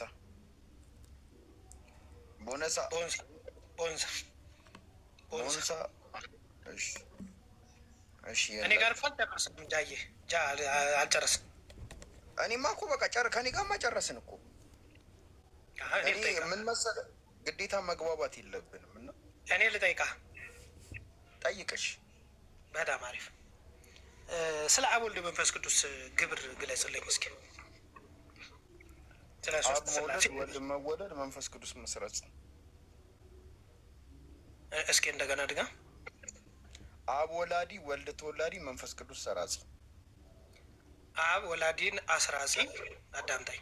አብ ወላዲ አስራጺ፣ ወልድ ተወላዲ፣ መንፈስ ቅዱስ ሰራጺ። ትክክል። የተወሰነ አስራጺ የሚለውን ነው የረሳው ማለት ነው። ኦኬ። ስለዚህ አብ ወላዲ ከሆነ አብ ይወለዳል እንዴ? አይወለድም። ስለዚህ ለአዳም ቃል የገባለት ማን ነው? እወለዳለሁ ከልጅ ልጅ እወለዳለሁ ያለው ማን ነው? እኔ እንጃ፣ እኔ አላውቅም። እኔ እሱን ቃል ራሱ አንብቤ አላውቅም። አይ ቅድም ስጠይቅ ስለሰማሁ ነው ይህን ልመልስልህ ብዬ እኮ። ወልድ ነው ያለው ልትለኝ ነው? ቅድም ሳትግባቡ ስለቀራችሁ ማለት ነው። ወልድ ነው ከልጅ ልጅ ተወልጄ አድንሃለሁ ያለው? ኦኬ። አብ እዚህ ጋር ጸጥ ብሎ ነበር? ቃል ነበረ። ቃል አልኩህ እኮ እንደዛ አትለያያቸው። አይደለም አይደለ? አሁን እንትን አምላክ ነው አይደለ? ከልጅ ልጅ ተወልጄ አድንሃለሁ ያለው ከባይብል እሱ ጋር እንደዛ የሚለው ጥቅሱን ያውጣልህ ጃቢር። እሺ ኡስታዝ ምኑን ላውጣልህ? ከባይብል ጥቅሱን። የትኛው? ከልጅ ልጅ ተወልጄ አድንሃለሁ የሚለው ቅድም ዘፍጥረት 3:15 ያለውን አምድንታ ትርጉም እያየሁ ነው የምነግርህ። ጥቅስ ከልጅ ልጅ ተወልጄ አድንሃለሁ የሚል ከዘርዘር አይልም እንዴ? ቅድም ምን ይላል? ዘፍጥረት 3:15 ቀጥታ ከወሰድከው ላትረዳው ትችላለህ። ዘፍጥረት 3:15 እኮ ቀጥታ ጥቅስ ከልጅ ልጅ ተወልጄ አድንሃለሁ የሚል ጥቅስ ቃል በቃል በዘር ከልጅ ልጅ ተወልጄ አድንሃለሁ የሚል ጥቅስ አለ ቃል በቃል መጽሐፍ ቅዱስ ላይ። ለአዳም የገባለት ቃል ምንድን ነው እኮ? ከልጅ ልጅ ተወልጄ አድንሃለሁ የሚል ጥቅስ አለ ወይ? ካለ አለ። በዘር ማለት ከልጅ ልጆች ማለት ነው። ችግር የለው እኮ። ከልጅ ልጅ ተወልጄ አድንሃለሁ የሚል ጥቅስ አለ ወይ? ኦኬ። ቀጥታ ትርጉሙን ነው የፈለከው? እኛ የማንዘሮች ነን። ከልጅ ልጅ ተወልጄ አድንሃለሁ የሚል ጥቅስ። አይ ቆይ፣ እኛ የማንዘሮች ነን? የአዳም ዘሮች ነን። በስጋ ያዳም ነን ማለት ነው። ስለዚህ ከአዳም እና ከሔዋን የተወለድ የዘር ነን ማለት ነው አይደል? የተለየ ሰው ፍጥ የአዳም አለ። የተለየ አዳም በምድር ላይ የተለየ አዳም ዘር ያላለ ሌላ አዳም አለ እኮ። እኔ ጠየኩ ከልጅ ልጅ ተወልጄ አድንሃለሁ የሚል ጥቅስ አለ መጽሐፍ ቅዱስ ላይ? ቆይ እንጂ አዳም ልመልስልህ ነው። እሱን ችግር የለም። እኛ አዳም ልጆች ነን። ያዳም መሰለህ ኦርቶዶክስ አንድ ነገር ልንገርህ፣ እንዴት ማድረግ ትችላለህ መሰለህ? ቃሉ የለም ግን በተዘዋዋሪ ግን አምጥቼ ላሳይ ይችላሉ ማለት ሌላ መንገድ ነው። ቃል በቃል ከልጅ ልጅ ተወልጄ አድንሃለሁ የሚል ጥቅስ አለ ወይስ የለም? እኔ እኮ ልነግርህ ነበረ ማለት ዘፍጥረት ላይ አለ ቃል በቃል።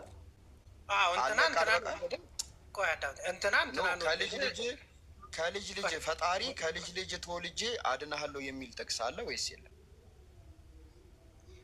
የአዳም ዘር አዳም እንትናን ወለደ፣ እንትና ደግሞ እንትናን ወለደ የሚል ዘፍጥረት ላይ የለም መጽሐፍ ቅዱስ ላይ? ከልጅ ልጅ ተወልጄ አድንሃለሁ የሚል ጥቅስ አለ ወይስ የለም? ከአዳም የልጅ ልጅ እኮ ነው። ከአዳም የትውልድ እኮ ነው። የዘር የአዳም ዘር ማለት እኮ። ሞዴሬተሮች ካላችሁ ሌላ ክርስቲያን አስገቡ። አዎ እንዳይመጥንም። ምክንያቱም ጃቢር የጠየቀው ጥያቄ ምንድን ነው? ለአዳም ቃል ኪዳን ሲገባለት ከልጅ ልጅ ተወልጄ አድንሃለሁ የሚል ጥቅስ አለ ወይ ነው ጥያቄው። ዘፍጥረት 3:15 እና 16 የሚናገረው በአንተና በሴቱ መካከል በዘርና በዘሯ መካከል ጠላትነትን አድርጋለሁ፣ አንተ ሰኮናውን ትቀጠቅጣለህ፣ እርሱ ራስን ይቀጠቅጣል። ምንም ሽታው የለም። ተወልጄ የሚል ነገር ፈጣሪ አላለም። እንዲያውም ባይሆን ዘር እንደሚያመጣ ነው የሚናገረው። ፈጣሪ በሴቲቱ በኩል ዘር እንደሚያመጣ ነው እንጂ የሚናገረው ራሱ እግዚአብሔር ከልጅ ተወልጄ አድንሃለሁ የሚል ነገር የለውም። ቤቱ አይመጥንም፣ ለጃቢርም አይመጥንም ራሱ ማለት ነው። በጣም ሞከርክ፣ በጣም ታገልክ በቅንነት ግን አይሆንም ማለት ነው። ኤሊ ዛፍ ላይ እንድትወጣ አትገደድም። ኤሊ መኖሪያዋ ታች ነው፣ ዛፍ ላይ አይደለም። ስለዚህ ዛፍ ላይ እንድትወጣ የማይቀድም በግድ ዛፍ ላይ ውጭ አንልም እኛ። ስለዚህ ጃቢሮን እናመሰግናለን። ጀዛከላ ኸይረን ጀዛ። ሌላ ሰው አስገባና ሌላ ኦርቶዶክስ አስገባና